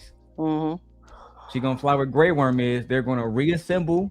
They're gonna reassemble her army. And I believe the 1,000 pages that we're gonna read first before the TV series come out, because they announced they're changing a lot of Aegon Targaryen story because of what he's writing in this new book, that they had to do a lot of reshoots. Add a lot of more, like he said in this story, a lot of people die, and it's fucked up because he specifically named Tyrion. A lot of people wanted Tyrion to die. So he said, and you can do it's a lot of different people doing videos about it that do videos about that kind of stuff, but they did announce today that we are getting more Game of Thrones. Oh God, thank the Lord. Thank the Lord. I'm like, plus, like I said, they need to go ahead and do House of the Dragons 3 so we can be ready for what it's going to tie into and how we get the story. We've gotten the story of Daenerys, we're getting the story of Rhaenyra, and we want to continue. We want to see who does the Targaryens really survive, like for real, because they sitting up saying that, hey, she was the last. I don't think so. I don't, especially with Snow. If Snow mates with somebody, they technically gonna be Targaryen too. So I don't think that we're gonna get a House of the Dragon trailer to the Super Bowl. I think that's when we're gonna get a lot of trailers. But anyway, because we started to nerd out. Back to toe ass nigga Anton. Oh, what's up, Reckless Ray? Yeah, we over here doing numbers, man. We got 88 people watching. Let's fucking go. All right, let's get back to the video. Yes, he's talking about Trump. Trump committed crimes. Trump was convicted of felonies, caused an insurrection in this country. The entire system, which went back to a political norm, took Trump down because he was a criminal. And for Anton to be blaming that on black people, like black people tried to take Trump down and that was racist, he is a fucking clown. Kamala Harris, Letitia James, who was the, in New York, Fani Willis. There was a white president, white Congress people. What is he talking about? He's just excluding all white people from conversation. Anton is one of those people that just don't want to hold white people accountable. That's very, very true. It's a shame because instead of him just simply saying, you know what, black people did play a role in holding Donald Trump accountable, but black people really had no power. It was a lot of the white people that got Trump fucked up, specifically a white woman named Stormy Daniels. Mm-hmm. She fought against that nigga. A lot of women been trying to stop the nigga from on, but let me say this: I really don't want to hear nothing from the COONs, the Sambo dancing motherfuckers. I really don't want to hear nothing from them, honestly, because you part of the problem too. There's no way that your women told you, other men told you, the actions from the previous administration.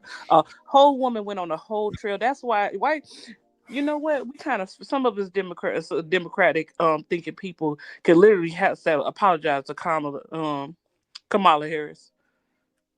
Kamala Harris, because we were sitting up getting upset with her because she kept drilling in our heads about Trump and what Trump was bad for. And we was like, okay, we want to hear other shit, like talk about other shit, but you know what? She needed to do that. She needed to drill it in our heads. And some of y'all motherfuckers didn't listen. So after we get rid of this Cheeto Leany Peckerwood pedal bitch in the office, you bet we gonna kick y'all asses over there with them too. You a problem. You a whole motherfucking problem. It's already bad enough if we do get reparations or we do get things done for the black community. You gonna benefit from that shit, even though you voted against the very shit. Some of you motherfuckers are on this here internet. Some of you motherfuckers in his here chat. I don't want to hear shit from you. Shut the fuck up and sit in the corner. Because it's niggas like you to this day that's defending this shit. But you want women to follow you, right? No, I'll let her cook, bro. Let her cook. But you want women to follow you, right? You want the submission of your women, but you doing shit like this to us. I don't understand that. I don't want to hear shit from you. Not a motherfucking thing. If I could build a time machine and kick y'all niggas back to the 1940s, I would, bitch, because it don't make no motherfucking sense that you talk so bad about your community, but you benefit from us as well. You will never be a white man, ever. Your skin is black. Be proud of it. Damn. You a fucking problem, man. No, motherfucker. Don't you say shit.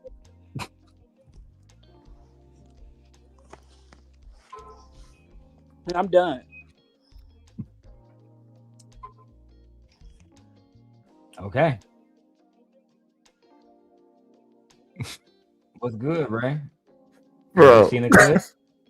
What? Yeah, I've been watching it. I was just getting a good chuckle out of the rant there. Oh yeah, no, yeah, we ranting tonight. We on a full spree tonight, and I So- for one am enjoying it.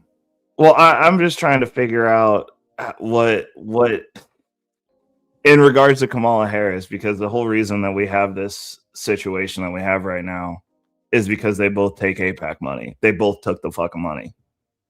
That's true. So if you can't, like, there's a concept, and I don't know if anybody else knows about it over here, but like it's called the useful idiot. Oh yeah. And we know that concept. Yeah, that okay. concept was talked about in 1984. 100%. So the people, so like putting Kamala up as though like you were going to get a different result. That's a useful idiot. She took that money too. The last president we had that didn't take that money was Kennedy, and they blew his brains out. Very true. Very true. So I'm just like I'm with you on the, and I agree with you because I am a conservative, I guess. Whatever. I don't count myself as a conservative, but like they sent me to the inauguration, so it's whatever. But there is an issue with Black conservatives specifically on YouTube, which then translates to Black conservatives in other spaces because I have to see these idiots in person, that believe that the way that they get credit with other conservatives is shitting on Black people. And I don't like that, because these same people do not have smoke for this administration. For instance, things that they've done horribly.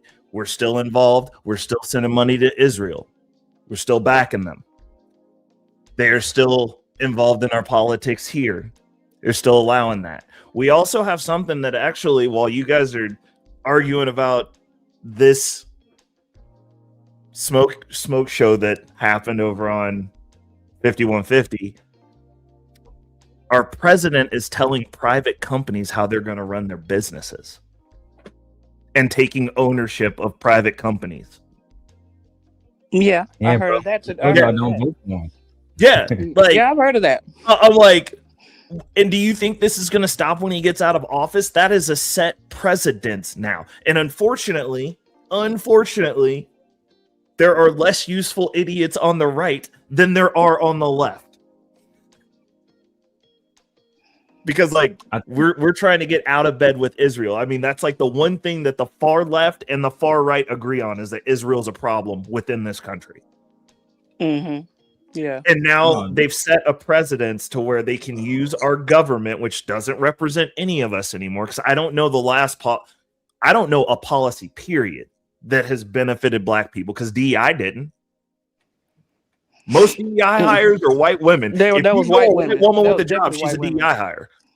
I'm like, it was definitely white women. But white women didn't lose their jobs. White women didn't lose their jobs. Actually, white men gained those jobs that black women lost. Mm-hmm. I don't honestly, I mean, at least boots on the ground, because I still have to go to work also. I'm not seeing white dudes taking these jobs. Like, but the concept that we have a narrative that, oh, these black women got laid off. Well, okay. Black women do check a box, and you guys are more beneficial to hire than a black man as far as if you're checking those boxes, because you get 2 box checks. So you guys are preferential in corporate America over us. White women got most of the DEI hire jobs though. And when we look at all these mass layoffs, and we're talking about all these black women that are getting laid off, and they're going, oh, DEI hire.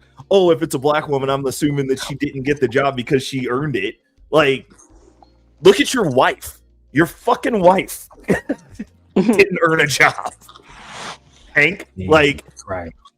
And that's a conversation that they don't want to have. And black conservatives don't have those conversations. Like, that's the issue. And the problem is, white men respect you more if you'll check them and be like, yo, you don't have the context on this. Like, yes, this is an issue, but like, these are the mitigating factors that keep recreating this. So like, are we talking solutions, or are you just like wanting to complain? Also, when are y'all going to stop fucking kids? I mean, that the lack of context is the issue. On the flip side of it, they know that liberal black people are emotional and make great useful idiots. But when we're looking at these protests with ICE, who's it out there? White women. It's not us. Because we know that that's a problem, because those people are coming into our neighborhoods getting our resources. And who's bringing them in? Black people that y'all voted for. Hold on. Look, somebody in my chat and the back name is Barack. Bro, how you gonna have look, bro. You can't come behind here. I'm not new on YouTube. You gotta show your face. You came on here, you turn your camera off and turned it on. And look, so you turn your camera on, but your face is still darkened, my brother. So what I need you to do is to go into a light room where the lights is on. I see a black man potentially. Let me know what your intentions are in the back chat. How y'all doing? And hey, Chocolate, because I don't know you, my brother. This is not no diss. Put a message in the back chat and let me know what your intentions are. I'm not as trusting as I used to be. And because I don't know you, you got to pay a ticket. Right? Cash App $DLong316. You need to show me how much you want to be here. That's your admission up here, my brother. And it's not a diss. It's just like any other man. If Ray said this his house and he made rules, that's the rules, my brother. Also true. But I know Ray. I damn near owe Ray. So at the end of the day, you gotta pay, my brother. You know what I'm saying? Let's see what we got in the back chat. Talk politics. If you don't want me, no problem. It's not that I don't want you, I just don't know you. So you know what? Let's do it like this. I haven't done this in a while. Okay. How can I help you, Barack?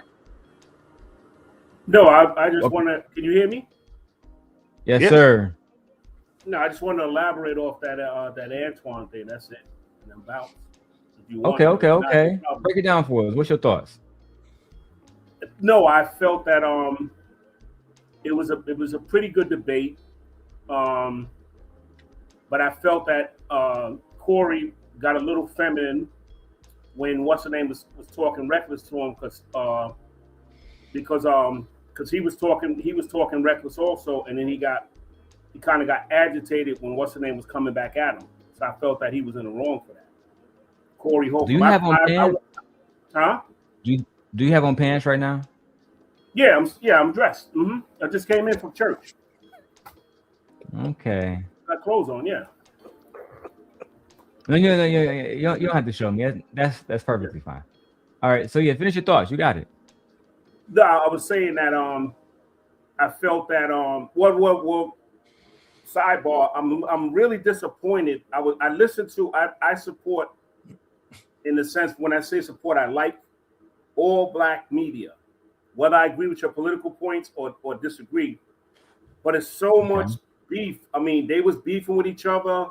There's another guy a black guy named King Supreme, FBA. He was. I mean, it's like I'm like disappointed because like we can't get together and just have a conversation where we disagree. Can I ask you a question? Why do you think that is? Do you think that Anton took it too far? No, I felt that he had the right to say what I don't agree with what he said because I'm not built like that, but he had the right to say it because Corey Holcomb, and I'm hoping he's watching this, he has a tendency to be coming out his face at people, but he got a little sensitive when he got back at him. So let's say if I didn't disagree.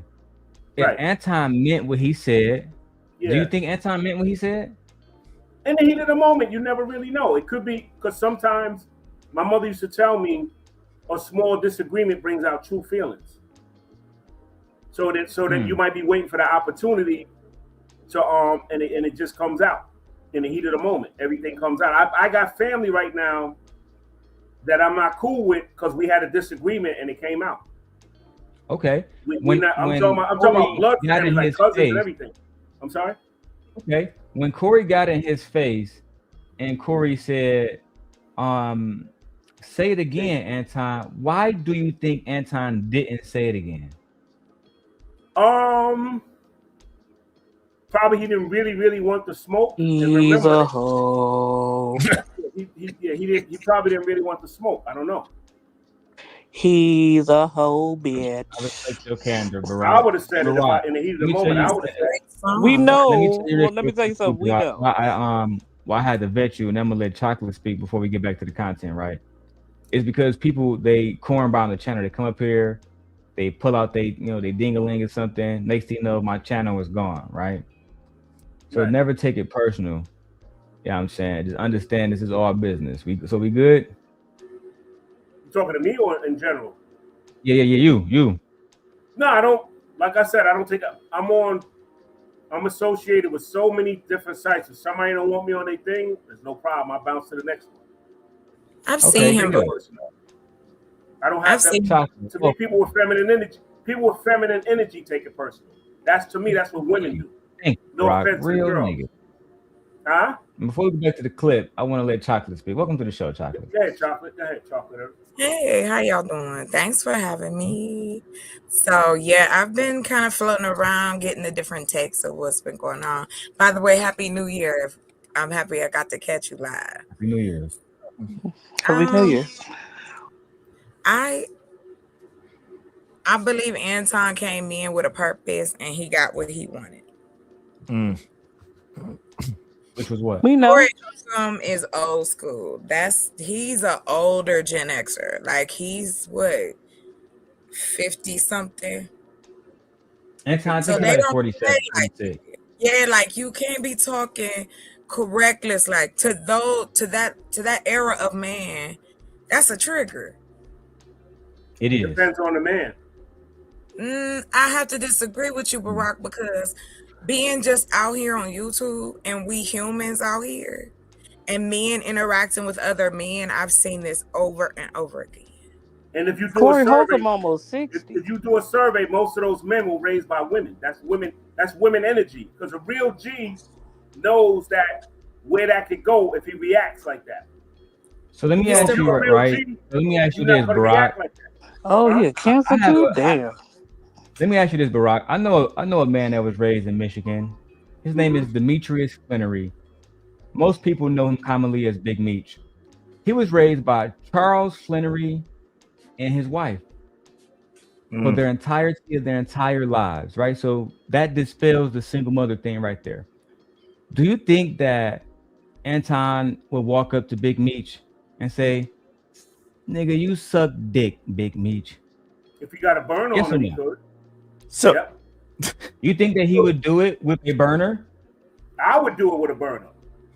I walk up to the president and said, if I got weapons on, what you gonna do? You get stupid, you get fired at. But why do you want to walk up? I'm not built like that, but I'm saying. Why would you? Why would What? I'm suck my? But can I just let point this everybody out? else give their thoughts now. Everybody. Not that it was so much as him. It was the whole sentence. You suck D for black people. That's where you stopped me. I'm not even a man, and I felt disrespected. That was wild. That was just a wild take. When you go on social media, you gotta have a thick skin. So That's not what I meant. Sir. Oh, well, my question is this. So, I'm really confused here. So you're saying it's feminine that Holcomb got upset the way that he did? Yes. Okay. Definitely. So when you're talking about the way that men react, yep. The 5,000 years that we've been on this planet, yep. When was that? When was that not the reaction? Like, generally speaking, I'm just saying, like, if we track through history, men would disrespect each other and wipe out an entire village or part of a continent. And you also just saying, if you so I how were those is that men raised by their what they mother? got to do with us? What they got to do with us? Historically, yes. I'm just saying. Okay, so and historically, we're copies of copies of what God, came before. I us. agree with you, sir. History repeats itself. Yeah. So human. So So how's that feminine energy though? That's all. I'm That's trying to a get where the feminine feminine energy comes from, because Hold on, one at a time, y'all one at a time. literally One- destroyed continents because of what Oh, y'all one at used a to time, one at say a and time, do please, to each one at a other. time. Like what? Right. Hold on, Well, one at a time. Please, one at a time. One at a time. Well, what I'm trying to get at here is, like, you can't. So I think Corey's reaction, I don't think it was feminine. I think that's what happens when you talk to somebody crazy that raised you by a believe woman? is weaker than you. Who The raised where I will agree with you was when he backed off when Anton was like, "Let's go outside." That was feminine. That's your question. Was you raised by a woman? Ray De Niro. All of you are raised by women. No, I'm talking about single women without a father in the house. You know what I mean? Sir, he's a grown All of man. you are raised by women. He's a grown man now. Why? It What? doesn't matter. That's in you. That's in you. That's how my sisters used to. So wait a second. You're saying both any grown sexes man can have say feminine anything and- to and- you and or masculine anything to energy. anyone What in are your you talking family, like about? you just don't care. See, now you're bringing families. That's a No, different no, because your family. What's the difference? If you come at my mother like that, I got to step to you in a sometime in a confrontational way. But if you coming at me, I'm like, I tell people, I don't know if you know boxing. When it comes to that, I'm like real deal Holyfield, meaning that you can hit me with everything, and then I'm gonna counterpunch you with my Mike Tyson, Ernie Schaefer's hand. That's how I look at it. You can say what you want to say to me because it ain't putting no money in my pocket. It ain't changing nothing. It ain't stopping my money. So why am I gonna risk getting locked up for something you said? Make that Also make fair. sense. Also fair. No. That's no. Hold on. But Before we keep going with the conversation, I want to get back to the clip. Annie Willis down in Georgia. All of those are black women, specifically that met with Kamala Harris. It's really aggravating to me that Corey and nobody else in that room can push back on Anton Daniels. This is the judge that convicted Trump with 34 felonies. Does he look like a black man or a black woman to you? So what do you say, Barack, to Anton saying that only black people tried to take down Trump? However, the judge that convicted him of the 34 felonies that he has been convicted of is a white man. What do you say to that? My response would have been is more political than it was the Democrats that was behind that in general, not just women. I guess I should ask my question again. What do you say about Anton in his specific statement that he said it was about black people trying to take Trump down when the judge that convicted him for his 34 felonies is a white man? What do you think about that specifically? I would have said he would say that. I'm from New York. I'm in New York right now. I live in Manhattan. Okay, cool. Your only response to my question is Anton would say that. He's dancing, bro. He dancing for you. I get it. You from New York, and that's cool, but too hard. I'm just gonna get listen, Barack. It's not personal. It's so I can get clips, right? The answer to for the audience to the question that I ask you is that's something that Anton would do. Could you elaborate on that? Yeah, he's Antoine. I don't like to call people out their name, but I'm just gonna say it for this 1 second. Antoine is a coon. A coon is looking for white approval and white acceptance. Even sometimes when they'll put their own people down. That's what he's doing. He wouldn't even carry me up. He had. If you ever watch his show, are y'all seeing it? Handpicked conservative coons. He won't put. I would love for him to put Black Supreme from the West Coast, tripping? Roland Martin, or somebody that's the opposition. Roland Martin's terrible. Nigga. Let me finish my point. Anybody that's on the opposite side of You're talking about feminine male. Roland Martin's built like a woman. No, you're missing my point. People that don't think the way he thinks. People that's on the opposite side of him. Because he's like a black Republican. That's what I'm talking about. So he's going to side up with them because like a lot of black Republicans look for white approval. That's what they do. We call them conservatives. Conservatives. So anyone who doesn't agree with you is a coon. That's interesting. I didn't say that. That's interesting. I did not say that. I said you're calling them conservatives. I said on that issue. You asked me about that issue, right? And I just answered it. He's like a conservative. But he didn't specifically call out the white liberal that was the judge that found him guilty. So is it my question is it that we're trying to play this narrative, specifically Anton, because I kind of agree with you that he tries to perpetuate this narrative that it's a white versus black unless you agree with him or you're a black conservative. Exactly. I agree. Okay. But like I said, I like his platform in the sense that I don't agree with him, but I'm glad it's people like him that's out there so people know that we don't all think the same. You need also, guys you're like glad him. You're glad that conservatives exist. Huh?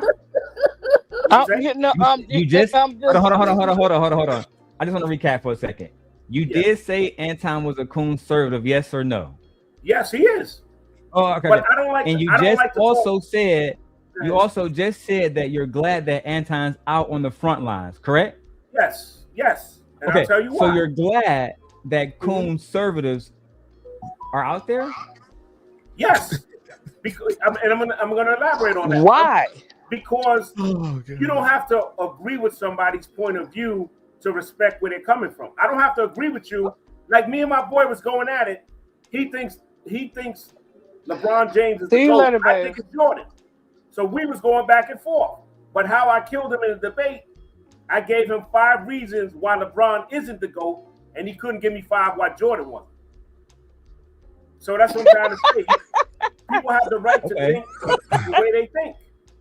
That don't mean I don't agree with Candace Owens. I don't agree with. I didn't even like that idiot Charlie Kirk, but I used to watch his show, and because I used to go at it with the white supremacists, and then I said now, I shut them down when I said, well, see, he got killed by one of his own kind. So now who you gonna blame? You gonna blame the black community for that? He got killed in a lily white town by a white boy. Your own kind. Okay, bro. Let's let somebody else speak from the panel. Do anybody have any thoughts? Let's start with the ladies. Do any of the ladies have any thoughts? I would love to know what Mrs. Puff Return has to say. Nay. I think they might walk away. Her husband is home, I believe. Oh, right, let's go back to the video. That's nice. Daniels. This is the judge that convicted Trump with 34 felonies. Does he look like a black man or a black woman to you? Are you independent? What do you? I'm a Republican. You didn't know that? I'm a I'm a straight up, up and down Republican. And matter of fact, can you pause that? People need to really understand their history because Republicans. Yes, sir. Okay, so this is where I have an issue as a fellow conservative. Anton puts it out there and claims that he's a conservative. He says that he's a staunch Republican. And I think it's BS. The way that he carries himself online, the way that he's always in the chat hollering at chicks, the way that he's, oh, I could do whatever I want, I just choose not to, but she's sexy, disrespecting his wife. None of those are conservative values. Not a single one. Not a single one. And that's as somebody who also votes Republican. I'm not a conservative because I don't share all those values. I share more of them than Anton does in regards to public-facing respect at minimum. Like, that's just crazy to me that he wants to double down and make that the face of black conservatives. Like, it's a joke. Like, nobody respects that. You're not always gonna agree. That's part of life. No, it's not a matter of agreeing if there is a definitive ideology behind what you're espounding you are. You don't have to agree. It's a definition. I asked Gemini earlier. Maybe you weren't here, but I'll show you now. Gemini, I was listening to Anton Daniels, and he says he's a traditional Christian conservative. Yet he flew out to a interview on a plane with another woman, paid for her flight, was in the car with her, shared hotels with her, and shared meals with her. Is this things that a traditional conservative Christian man would normally do? I'll take I think that's a side chick for $200. The appearance of evil to protect a marriage or reputation. Most traditionalists follow the Billy Graham rule, which advises against traveling, dining, or staying alone with a woman who is not one's wife. While some modern conservatives view these actions as acceptable professional networking, many in the traditional community would consider that level of intimacy inappropriate or a violation of traditional standards. Would you like to explore this? Thank you. Traditionally, that's not how it works. A traditional conservative is Mike Pence. Wouldn't be in a room with a woman by himself. That's a traditional conservative. There's a definition that's expounded there. There's no gray area. It's not up for debate. It's just like the Bible. The Bible is not fruitcake. You either take it all or you don't take it at all. You don't get to pick and choose. There's things that are defined. The issue is weak people, but in this case, we'll talk about men, want to go and fudge the line so that they don't look like a piece of shit when they're being pieces of shit. If you have a definition, you follow it. That's the reason Christianity as a religion is a joke, because all of you want to expound to be followers of Christ, but you let people play with your idol, your God's name. You let people play with the effigies that you have. If you do that stuff in a Muslim neighborhood in America, go talk shit about Muhammad. You will be gone here because they actually believe in their God and they follow their tenets. So no, there's no room for this. Isn't a disagreement. It's just a definition. And if you don't follow it, then there's nothing wrong with being like, yo, you ain't that. Like you're out here posturing. That'd be like if I was sitting here right now telling you I was a millionaire. I'd be lying. I'm not right now. There's a definition to that. It's easily definable. But my issue with the conservatives is they supporting a convicted felon that they sided up with for presidency. I don't agree with that. They supported that. I don't understand how you can support that when a man is convicted and he's a womanizer and he was accused of being a pedophile. I'm not saying that he was, and they still rode with him. I don't understand that. Both sides of our government are taking money from the same people that are fucking up our country. It has nothing to do with what I agree. But no, 100%. But you know what? He took the money. He ain't going to jail. It doesn't matter what he. It doesn't matter what he did. It really doesn't. No, if you have principles, it does. Not every conservative. Not every conservative supported him. And for the record, he took the money towards the end of his campaign after he'd already secured all the votes. So some of us voted for him before he took the money, and then when he took the money, we get what we get, and we are complaining about it now. The people who are diehard saying that he's like the greatest person ever, none of our presidents have been the greatest person ever. Y'all voted for Bill Clinton. He put you in jail, and you voted for him. He did shit to the black community, and y'all voted for him, and was an adulterer, and didn't like y'all. But this is the issue that we have as a community, is black people will specifically be fine getting lied to their face. As long as you smile at me, you can fuck me all you want. That's our actual problem. But that was a different era, though. I'm talking Hold on, bro. This era, you wanted to vote for Kamala, and she put y'all in jail and didn't like you. Black men. Facts. That's also true. We're the party of black people. I hate that argument. That is the stupidest argument in history. Yes, Abraham Lincoln was a Republican. The Republican Party played a pivotal role in freeing the slaves. Democrats were pro-slavery and Dixiecrats in the early 1900s. But there was a huge ideological switch that happened between the Republicans and Democrats, which started around the 1930s, where Democrats embraced black people's fight for civil rights. New Deal era 1930s, Franklin D. Roosevelt's Democratic Party introduced social safety nets, appealing to working class and minority groups, started a shift in democratic coalitions. The Democratic Party's national embrace of civil rights legislation, like the Civil Rights Act of 1964, alienated many white Southern Democrats, pushing them towards the Republican Party, which began to attract conservatives. In essence, the party swapped their original strongholds and their core basis of support, with the Democrats becoming a party for civil rights and social liberalism, which is why today many black people are Democrats. Who's half truth though? He skipped over the part of the person who signed that bill. A person who was in the KKK to get black people to vote for that party.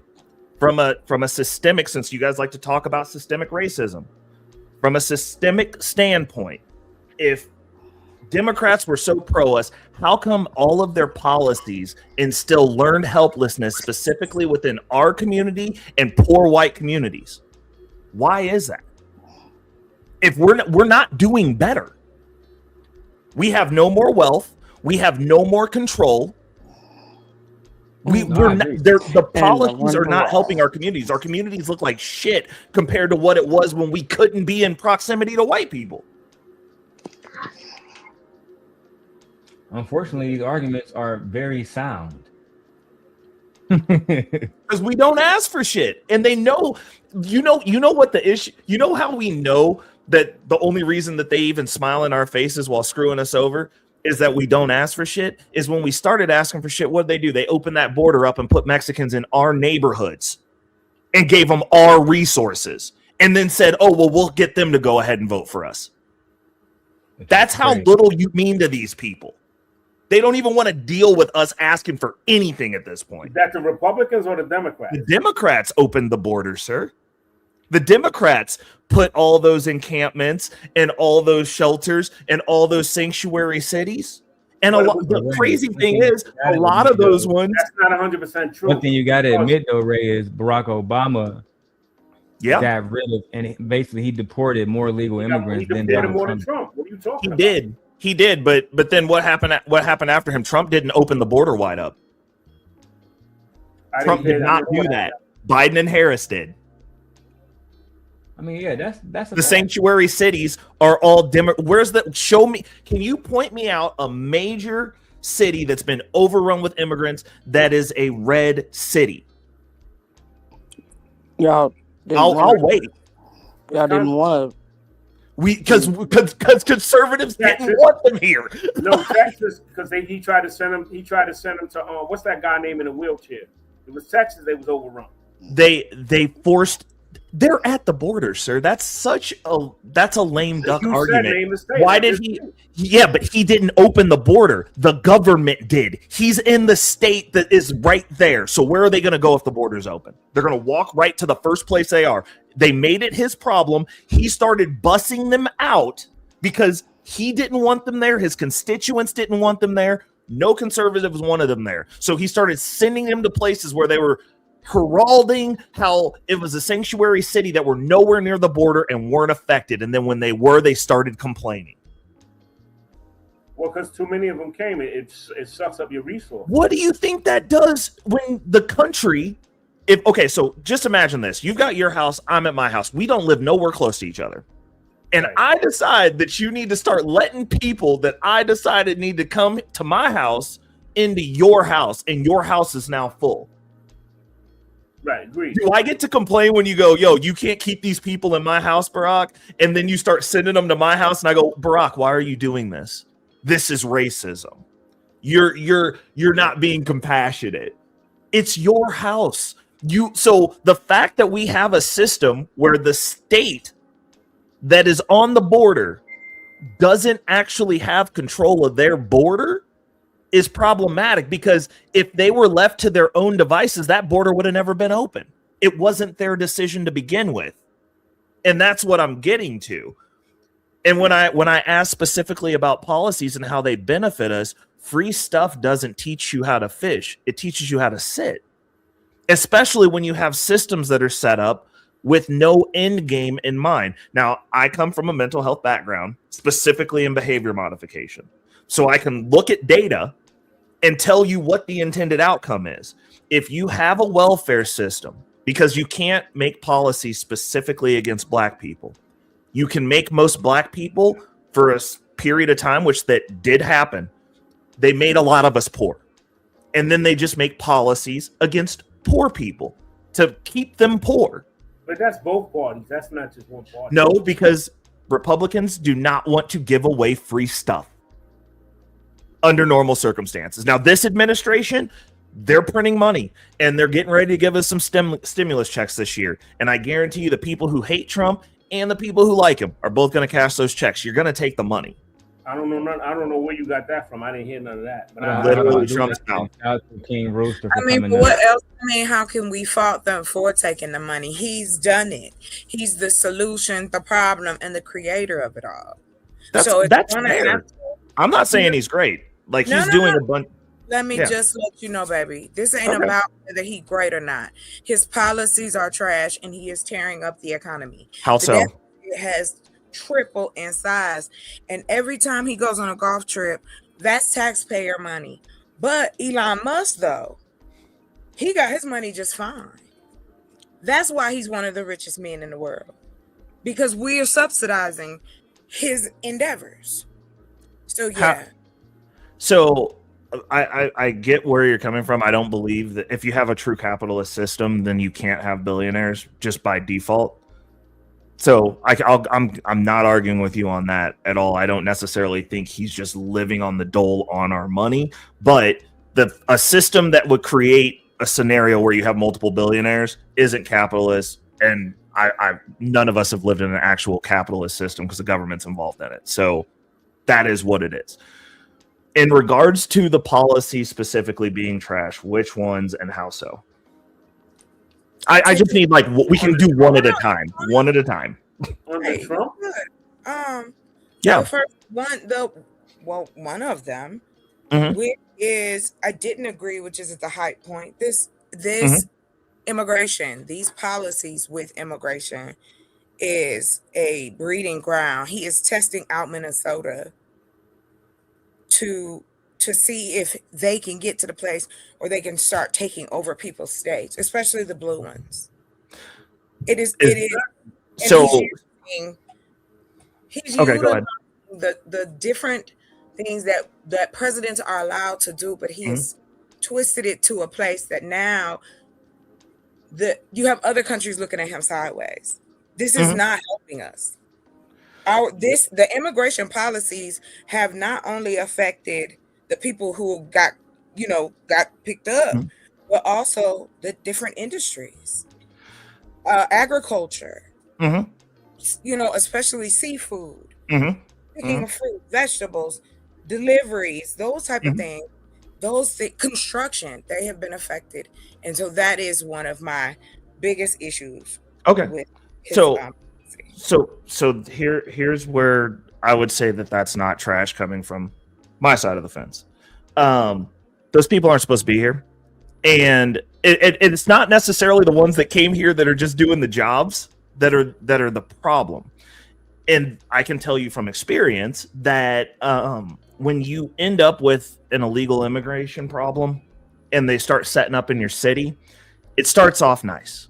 You get the help that you need. The part that you're talking about, where like these people just want to come and they're working and they're escaping from a bad environment, and they're going to do these jobs that other Americans don't want to do at a lower wage, which we could question whether is right or not, because at that point they become slaves. But whatever, we need them. Get you. Here's the issue. The issue is once they set up in your city, the people that they were trying to get from find out that they're set up in your city. So then you end up with a cartel problem. Then you end up with a trafficking problem. I've seen this happen in my city. What city are you in? Kansas City. Oh, okay. So we have one of the richest areas in the nation. We have a couple of the richest zip codes, and there's a Walmart specifically that has highway access that is in the rich area because they don't like to screw up their numbers, where the sheriff's department that manages that area tells the people that are out there that are rich, like, yo, don't have your wife and kid go to Walmart by themselves after dark. You can't go to Quick Trip, which for here is the safe gas station. You can't go there after dark safely. They're snatching people up out of the gas station. And they're like not being able to get them back. So there's that piece of it. The second piece of it is we have a process for immigrating to this country, and it's not the hardest one. We don't have the hardest immigration policy. People don't want to follow it because they know they can just get over the border, get in here, and kind of just disseminate into the populace and go link up with their people wherever they're at, and they can stay. I'm not saying that you can't have immigrants, period. What I'm saying is if we have a process, why is the process not being used? Why is there not a conversation about utilizing the actual process that exists? Or if it's not good, amending it. We're arguing about after effects. You shouldn't have an administration that goes, yeah, we're just going to be lax on immigration so everyone just walk in here. That is crazy. No country functions like that. You can't even go to the countries that these people are leaving and just stay. Well, that's not true because we have 100%. 1 million illegal Mexican Americans that they know of who live in the northern parts of Mexico. They have a whole town down there. And we have multiple places that we go. They allow us to, but they allow us to stay because we contribute to their economy. But again, that's any person in any human scenario across the country. At least these people aren't across the world. This is how it's been created. But when we talk about what is affecting us now, as I will specify again, the immigration policy has broken down the construction, hospitality, manufacturing. It is affecting businesses. Farms are shutting down. No, they're not going to share this. For construction specifically, which kind of construction are you referring to? I'm talking about construction, sir. Like just it's like houses?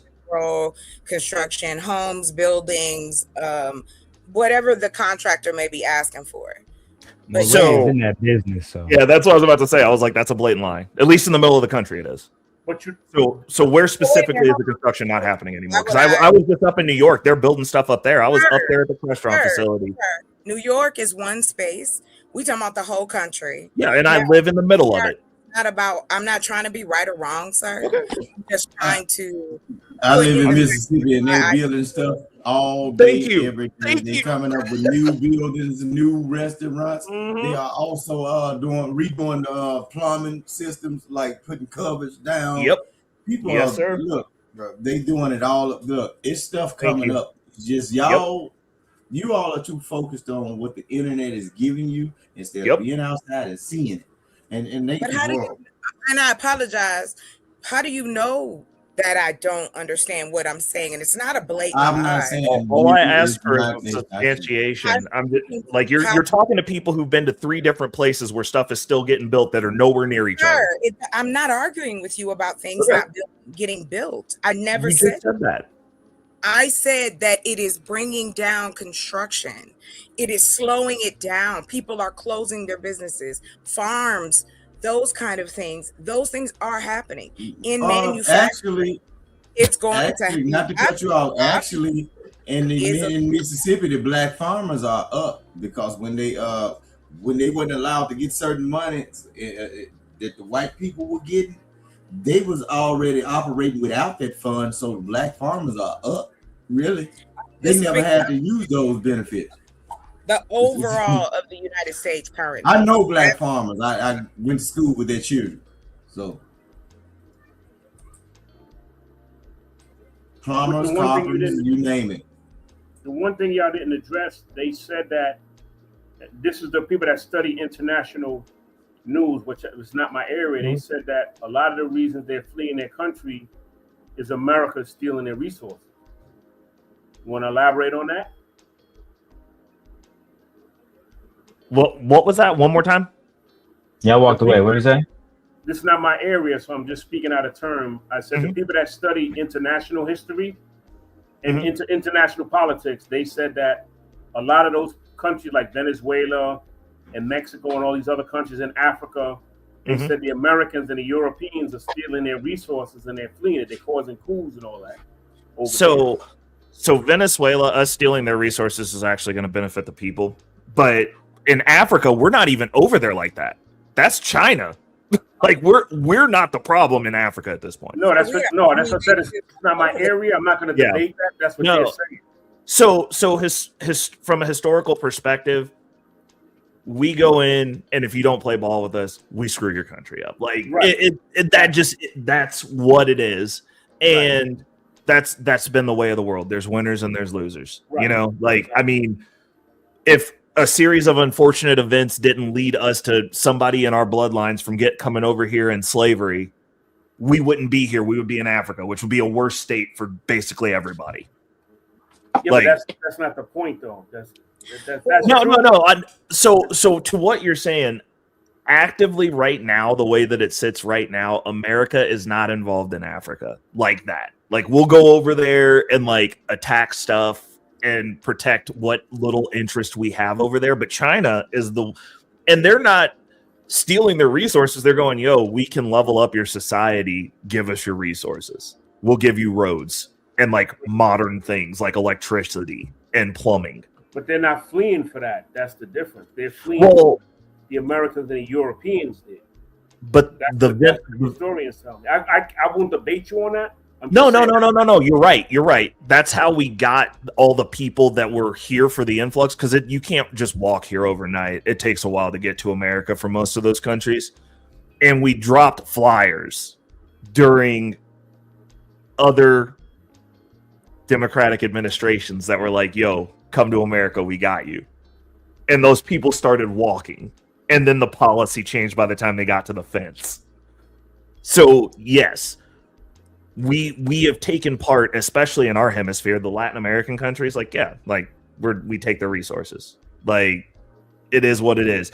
People in Venezuela, specifically, if you want to use them as an example, part of the reason their economy toppled is because they did what we're doing. They debased their currency to heck to give people free stuff, and then the currency collapsed. The second thing was the American involvement, because we gave them technology that made it so that they didn't need to use petroleum anymore, and they decided that they were like, yo, we don't want you drilling off our coast because like you're going to screw up our environment. and we don't want that. Which fast forward led to us eventually going down there after like making it very difficult for them to do anything. So people were fleeing because of the cartel activity though. Because like people, I mean, Venezuelans, like if you know any, they're not hating about the regime that they've got getting that dude getting snatched up. Like nobody liked him. Except for the people who were benefiting from what he was doing, because that's what happens when you destabilize a country and it falls into communism and socialism. You end up with one thug at the top, and whoever's close to him is cool, and everybody else suffers. And I'm not sure if I agree with America going in other countries and taking over the countries. Like, I'm not sure if I agree with that. Absolutely not. I agree with you. We shouldn't be going anywhere until all the potholes are filled. I want smooth roads everywhere. Like until everything's fixed here, America needs time to find herself. We've got to sort out our country. Screw everyone else. To be honest, everyone else. We need to fix here with our people. And by our people, I mean Americans. So for me, I'm with you on that. Like our involvement in any other country, unless we're getting something out of it, which specifically Venezuela, we are. I'm like, and I would still prefer them to fill all the potholes before we go taking over other people's stuff. Because, like, how are you going to go take over and blow up a road? Like, now it's not going to get fixed. Our roads aren't fixed. Well, I mean, I guess I'm trying to understand, and to what you were saying, Barack, I'm kind of reiterate so I can kind of make sure I'm understanding. With the situation with Venezuela, we're looking at crude oil. Mm-hmm. Crude oil is used for, I don't know if anybody knows, fun quiz. But crude oil is used for ships, diesel, that kind of stuff. Mm-hmm. So what ends up happening is the people of Venezuela is not going to benefit. The companies that want the oil will benefit, and so will our government in that way. But how does the average American benefit? That's what I'm looking at. I don't care about those other agencies. Sir, hold on real quick. May I, if that's okay? Sorry, go ahead. It does affect you, and you do have to care because it all trickles down. That's the setup. That average American, they don't care about, because they know we're going to still get up every day and do the same shit. We're not going to fight them. We're going to buy their clothes, eat their foods, pay their rent, buy their homes, ride their cars, the whole nine. Mm-hmm. That's why they don't care. But you didn't answer the magic question. How does the average American benefit? So I can answer that. I mean, they don't benefit. Exactly. This is what I'm saying. They don't benefit unless you understand how they're trying to intertwine it. The internet is probably the first thing that has ever been an access to information, if that's your thing. It also, that side of it, kind of opened up the playing field for education, for understanding what's going on around us. And I think that knowing more about it, whether you have a degree, an expert, or whatever, I think it helps us make better decisions. Voting in our self-interest, if we know all of the information. And for years, all we've been getting is pieces of information. So, you got it, sir. Like I said, Guys, ready to go back to the video? Yeah. Go ahead. Yeah. All right, cool. Before we do that, because my wife want her comments read, I'm going to ask who want to read comments. Somebody has to volunteer. I'll do it. Right? Cool. What you got? There you go, right? The bipartisan border bill supported by Biden-Harris failed in the Senate because Republicans and some Democrats didn't support it, largely influenced by political opposition led by Trump.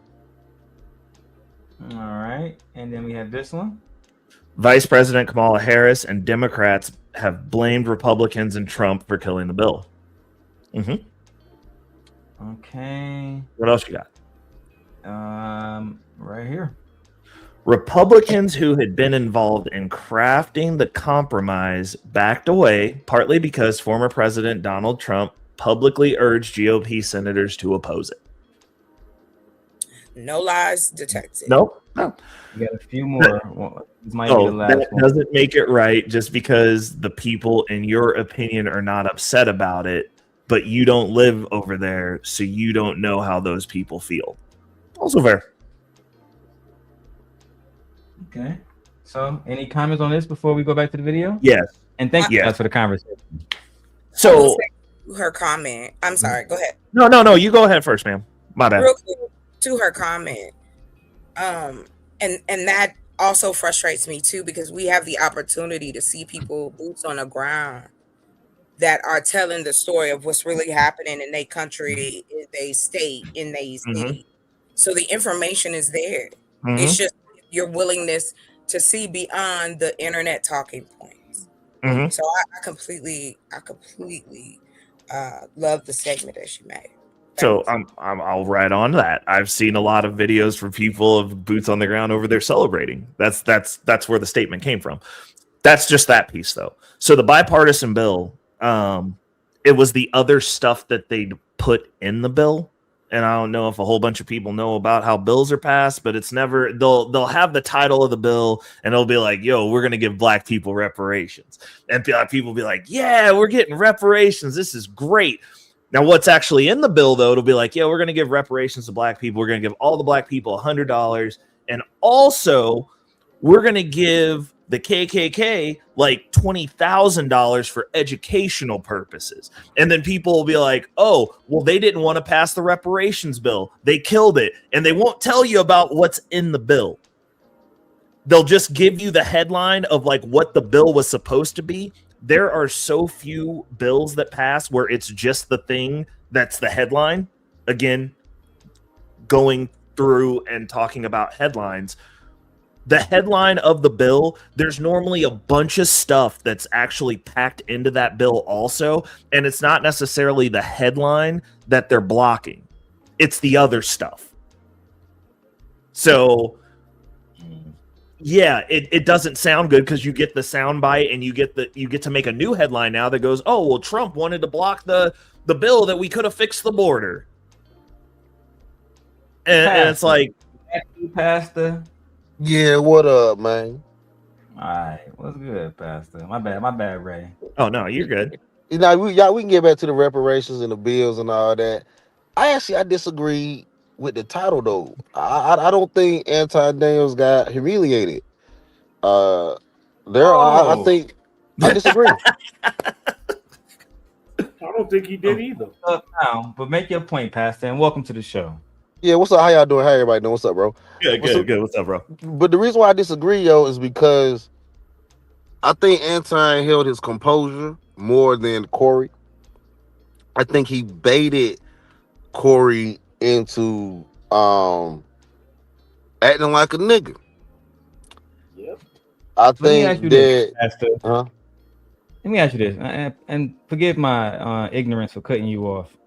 Let me ask you this: if you saw a man with a woman, his wife, or any woman that was with him, and another nigga walked up to him, said, "Fuck you in that bitch, fuck you in that bitch, nigga," and the man does absolutely nothing, is that humiliating? Would you consider? Do you think that woman would say, "Damn, he just got humiliated"? I do think that was now that part, yeah, it's humiliating. If the woman that, well, no, what I'm not even gonna say if that was his like girlfriend, because if that's even if that's just a girl that's a friend of mine, and somebody say that, I'm gonna have some smoke. I'm gonna have some smoke for him. But I believe that Anton he came at Corey and he humiliated him first with Darlene, because Corey been running around here acting like, Darlene just a down chick. She just love being on this podcast, giving her 2 cents. Nah, nigga, you exposed that Darlene low key been your girl the whole time, and you been scared to claim her, but you want to claim her now. Nah, You talking about I his watched Low-Key, co-host? he never said Darlene was his girl. They He have never it like said that. He hinted at it. He hinted at it. I said Darlene is married. You talking about his co-host? Yeah. Darlene is married to his friend Cliff. The girl woman's married. Oh, as so I'm she married saying, to. like, Okay. yeah, as I'm saying, like they not like that. They just got like they more like brothers and sisters. Like I feel like Mhm. if Anton had said fuck you and this bitch Darlene, I feel like everybody in there would have got on his ass. Yeah. You feel me? So Yeah. it Yeah, says he didn't take it that far. it says humiliation too because and Ray noticed kind of too because even though he in Kansas City, he very close to the West Coast. I'm pretty sure he understand West Coast culture. You can't go up to a nigga on the West Coast and say F yo bitch, bro, and think that you're not about to get popped. And then this another thing, Ray. Let me put it on the big screen. Cause I get real irritated by this. Real irritated. I get irritated, Ray, when niggas think they can just claim a hood. Imagine if I go to a blood neighborhood in Compton wearing all blue, and say, you niggas can't stop me. I'm from Detroit. Yeah. What does that mean? Absolutely nothing. Yeah. So that's the part I get confused with when niggas do that claiming hood shit because you don't understand. No matter what hood you from, you can get wrecked. Wherever you at. Wherever you at, yeah. Yeah. Yeah, No matter where you at, you can get wrecked.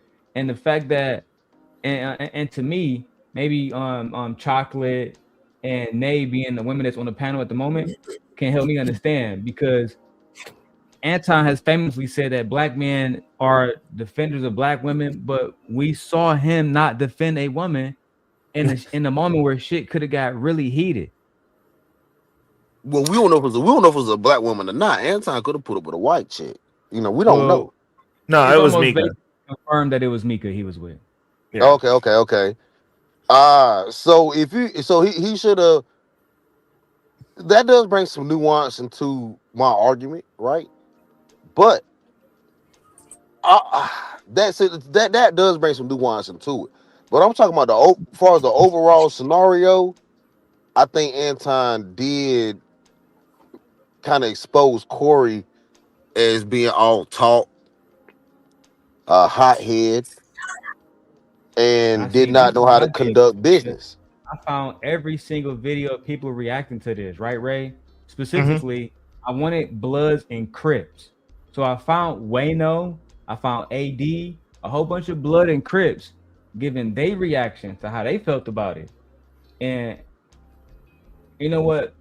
Let's finish the intellectual one first. That's my Drew is the intellectual one. Yeah, I think y'all missing Blood it, and bro. Crip niggas, Y'all missing it was on all business. All business. No, I think y'all missing it, Daryl. All right, break it down on Vic before we keep going. Break Okay, it down, Vic. what y'all missing is, see, y'all looking at the argument, and that's the grand finale of the whole thing. But the reason why Corey did what he did and talked towards that the people off stream was because Anton gets on this internet every day talking about like the way a marriage is supposed to be, and then he also brings Christianity in it. And you just looked up on your phone what a Christian man is supposed to do in honor of his wife and everything. So he called Corey a hypocrite. And what Corey did was he said, you called me a hypocrite, but look at what you doing right now with all of your Christian-based talking and rhetoric, but you stepped outside of the covenant by bringing a woman that is not your wife. What did she sleep? What did y'all eat? Your wife wasn't in the presence of y'all. While we don't know what y'all got going on, but you speaking all of this holy, holy, hallelujah to the world, but being a devil, bro. And see, I respect your point on that, Vic, but like, even though I pray every day to God, I don't really consider myself a traditional Christian by any means. I was about to say, because Christians are the biggest hypocrites. But you don't preach it. But that's why I don't hold Anton accountable. Like, this video isn't to hold Anton accountable about the Christianity stuff, which I will do anyway. But that's not the purpose of the video. For me, I've seen, and everybody here who know me long enough know my history with Anton. If I get to it tonight, I'm gonna get to a video where I used to use in my Surviving Lapeef video, where Anton told one of his female co-hosts that he would kick her in the titties, stump her out, and all the rest of this shit. So for me, and my history with Cuz, it was more like, how can you say all of that shit to a woman on the panel, and when a nigga right in your face and beg you to say some shit again, you don't say it again, and even more, my nigga, you don't swing or nothing when he disrespect the woman that you with. To me, those violations. You feel me? Because if I'm with my wife, or I don't give a fuck who it was, if I'm with Nay, I don't give a fuck if I'm with Fear. It don't matter who I'm with, blood. If you go that far with a woman I'm with, no cap, I'm just gonna crash out. I'm just gonna go ahead and up to we're gonna have to just get busy. You feel me? It is what it is, bro.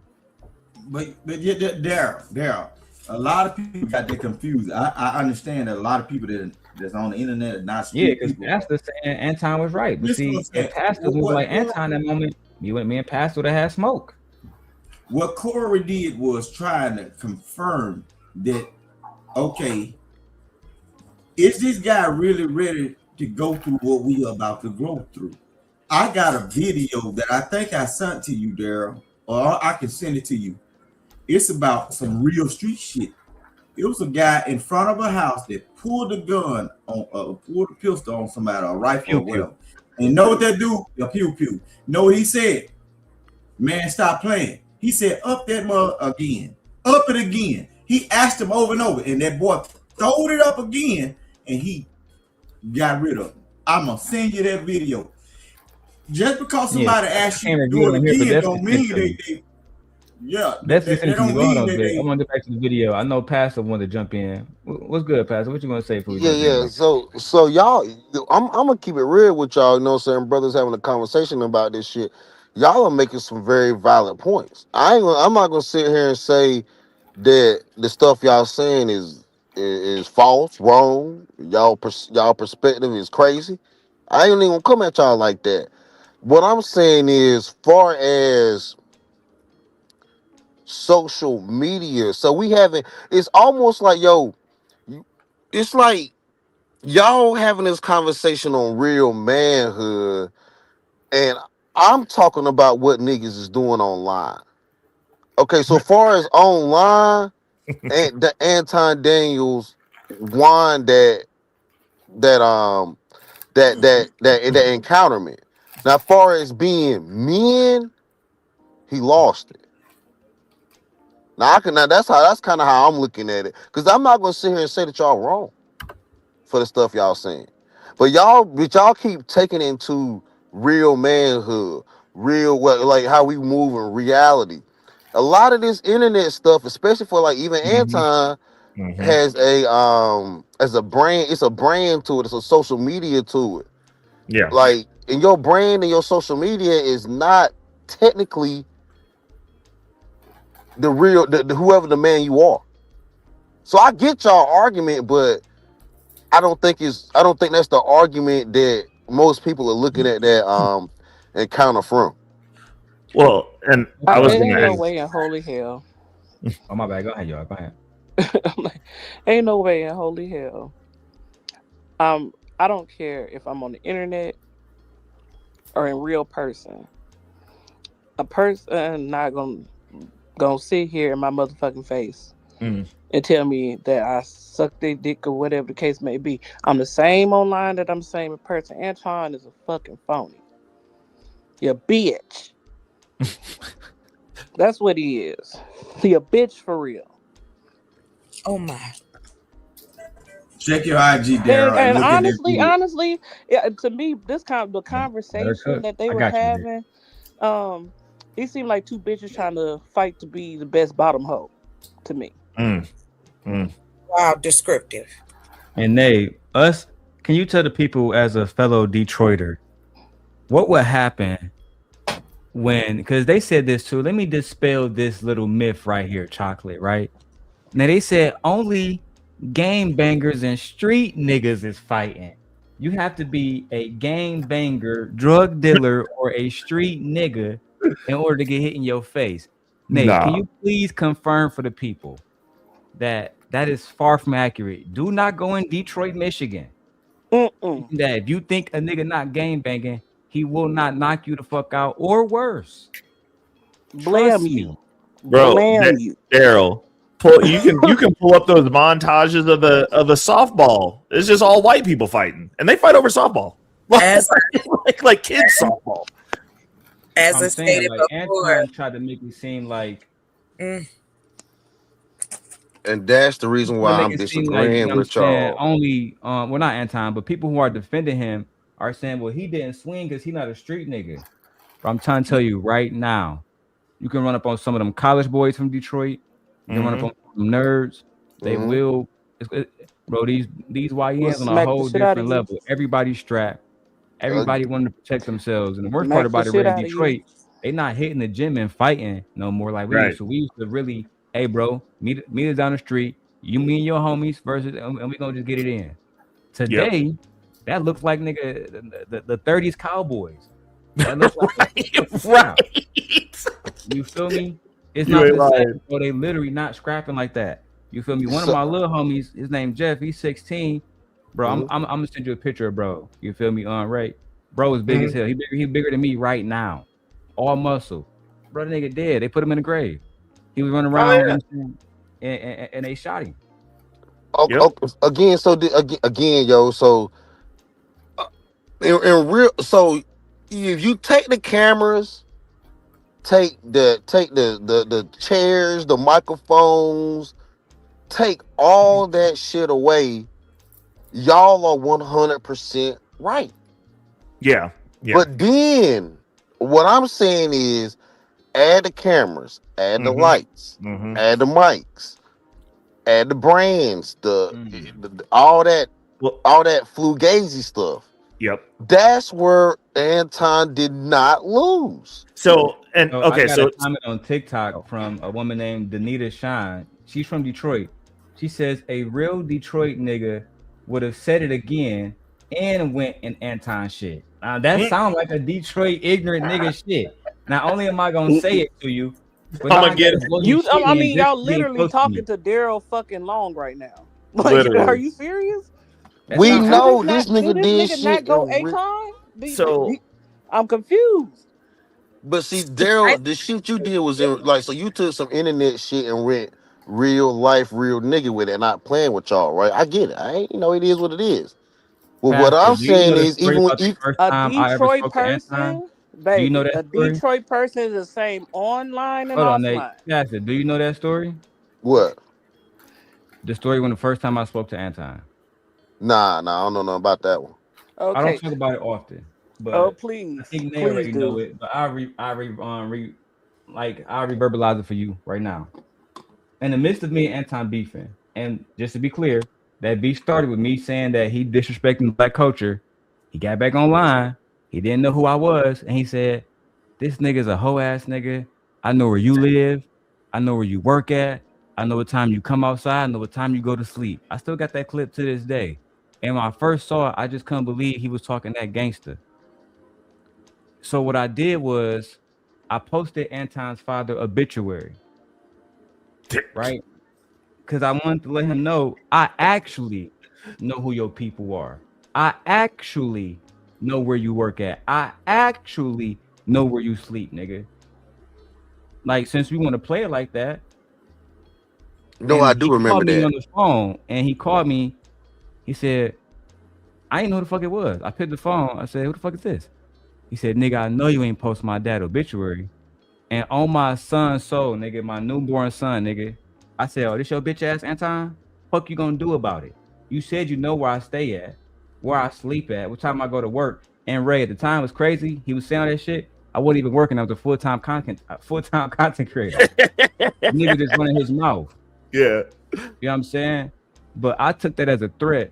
I took that very, very, very seriously. From that moment on, at that time, I was a whole different young man. I was on his ass. But let me elaborate off that. Would you doing jail time and missing out on your son coming up, would it be worth it? I wouldn't do jail time, right? And let me tell you why. No, you didn't answer the question. If you did something to him and got jail time, to answer your question would it be directly, right? To answer your question directly, anytime any parent goes to jail, the kids are going to suffer. Exactly. Right? So why But would he was react actually kind of to that? justified. He was No, it's not. justified. So Barack, on the other side of this though, is you never going home again to But see, mess this with the thing, somebody though, who's right? You actually gotta willing to understand go this there? about Is it me, worth right? it? And Barack, No, maybe because- you never been no, to. no, Hold because- on, Barack, listen, Like- listen. Let me Because elaborate. there's two Listen, sides of that. Because for a second. No, no, Listen. you let me elaborate. No, I'm about to. No, I don't want you to elaborate. I want you to listen for a second. Well, I want you to understand this. When you around real G's, bro, we don't give a fuck about that jail shit, bro. When you around real G's who you think you think if I'm about to slide on a nigga, bro, a real Detroit nigga, I'm thinking about the police and consequences, bro. Listen, when Yes, you get but that's the around real problem. made men, and I'm not saying you never have been, right? I don't know you, but if you get around any real made men, bro, we live with the consequences. That it is what it is. You feel me? We wouldn't be trafficking drugs. We wouldn't be doing all the stuff we're doing if we thought, oh, I might get caught. It is what it is, bro. Chances make champions. That's the rules we live by. So I'm reiterating to you again, if a nigga disrespected my wife, even on this online shit, I promise you, Rob Stark, nigga, your days are numbered, bro. And I genuinely mean that. And if you think for a second that the police and this white veil of protection will protect you, go ask the niggas that beef with BMF and all the other niggas that beef with a lot of Detroit niggas that's in the ground now, if that sense of protection stop niggas from pulling that motherfucking trigger. Trust me, it never do, bro. The best thing for you to absolutely do is actually stay out of the mix. Don't be disrespectful. Respect niggas' hood. When you go into a neighborhood like LA, check in with the niggas that run that neighborhood. Don't be going around saying disrespectful shit. That's why, nigga, I'm from Detroit, but I'm not about to go to motherfucking Compton on a motherfucking blood ground and start banging Crip music. And nigga, I'm in Chicago right now. I don't play a specific song. It's a song called, nigga, the GDs, who let the GDs in the door. I don't play that song because there's BDs and there's GDs here. You know why I don't play that song? I don't want to be associated with that shit. Once I associate myself with that shit, I promise you, bodies drop behind that shit. Yep. So me, I understand the streets. I done been to jail. I done sat with killers. The only thing that really prevents you from your life being taken is respect. If you cannot show respect, then you're fucked, bro. If your ego is out of place, then you fucked, bro. Like I used to always tell Anton, why can't we sit down and have a conversation? It's real blood and Crips that got bodies on both sides, family dead, nigga, and they come together and tie flags together and call peace. You niggas are very egotistical and you thought nobody can touch you. But again, Anton is in LA with one bodyguard who want to go back home with a woman with no protection. And just like the homie said, they blocked off the exits. What does that tell you, Ray? Some LA niggas get called in and some niggas that's not a part of the fucking show, and they come and they use their car to block the exits. What does that tell you? Yep. He was about to, bro. Nipsey Hussle died on the fucking West Coast. Yep. Yeah, you don't gotta like right there around. This shit right here. You know what I'm saying? This taking niggas live shit, it applies to anybody, anytime, anywhere. You just gotta pray to God that you're not in the mix, bro. Stay out the mix. Be respectful when you go around niggas. That's what Corey was trying to tell this nigga. And I agree with all of, and like I said, I'm not trying to say nothing that y'all saying is wrong or crazy. I'm from Kingston, North Carolina. That's them small town country thugs. Them niggas is different. Yeah. You know, they have your ass in a swamp. And I get it, dog. That's oh yeah. So that's before I just go back to real. the video, Pastor, Yeah. let me tell you how crazy it is here in Chicago, right? So y'all know King Von died a few years ago, God rest his soul, and he had that conflict with NBA YoungBoy. Tell me why this nigga YoungBoy bought the band that was allegedly the gunman behind King Von's death. He brought this nigga to Chicago on the Massa tour, thinking that they was going to play at the United Center. Guess what happened, Ray? That's disrespectful as hell, Guess bro. what happened? Nigga, it was so many motherfucking gangbangers down there at the United Center called off the whole fucking tour and just refunded everybody, bro. Yep. Because it was literally about to go down. Yeah. It wasn't enough Chicago police to stop them niggas. It was at least 200 of them niggas all bliss Daryl, out. she Bro. was trying to tell you to leave it alone. You see, she covered her face now. She said, "Leave that." She trying to tell you leave that alone. No, she asked me to bring that up. She asked Do me. you think Anton? Do you think Anton and Corey would have sent it up that high though? It don't matter if you high or low, bro. Well, if you so- if it don't matter what position you play. If you the Don, if you the motherfucking boss, if you a pawn, anybody can get it. But the thing is, it's not a matter of getting sent. That was live. They blocked that parking lot because they saw what was going on. Yeah. Like so the thing that you got to understand is that when you're dealing with people, you don't know who's around. You don't know who's around. Like, if I go out with my homies, it's a specific group of people that I go out with. Nobody knows who anyone is, and we all just look like some regular dudes. So how did Two of Anton get out of there then? The grace of God must have been. No, they with let him out. Yeah, They let him out, they man. let him You out, can't literally. just go. You can't go over there and look, bro. Then why they let him out then? If they so y'all about that, listen what I'm saying. this is why Bro, Anton won because they let him out. So based off Anton everything ain't y'all win saying, nothing, they bro. You still ain't let him win out nothing. though. Them folks that showed him, that gave him grace, bro. He wouldn't have got out. Look, Victor what was is that right. boy that was on the look, what was that boy that was hollering on the side for his homeboy or whatever? They got the little foolish boy, the little And this chocolate and boy. Vic, let me reiterate this too Bro, before I keep going, Vic. they I don't mean gave to cut him you off grace, because I bro. want to They let was just you and I want showing to let for Barack us, though. speak.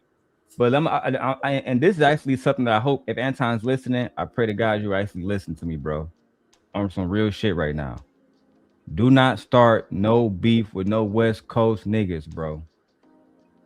You move around too much. You too visible. Only thing they gotta do is go on your Patreon and go to one of y'all meetups and you're fucked. It ain't Please be about the careful meetup, bro. running your mouth with these niggas, bro.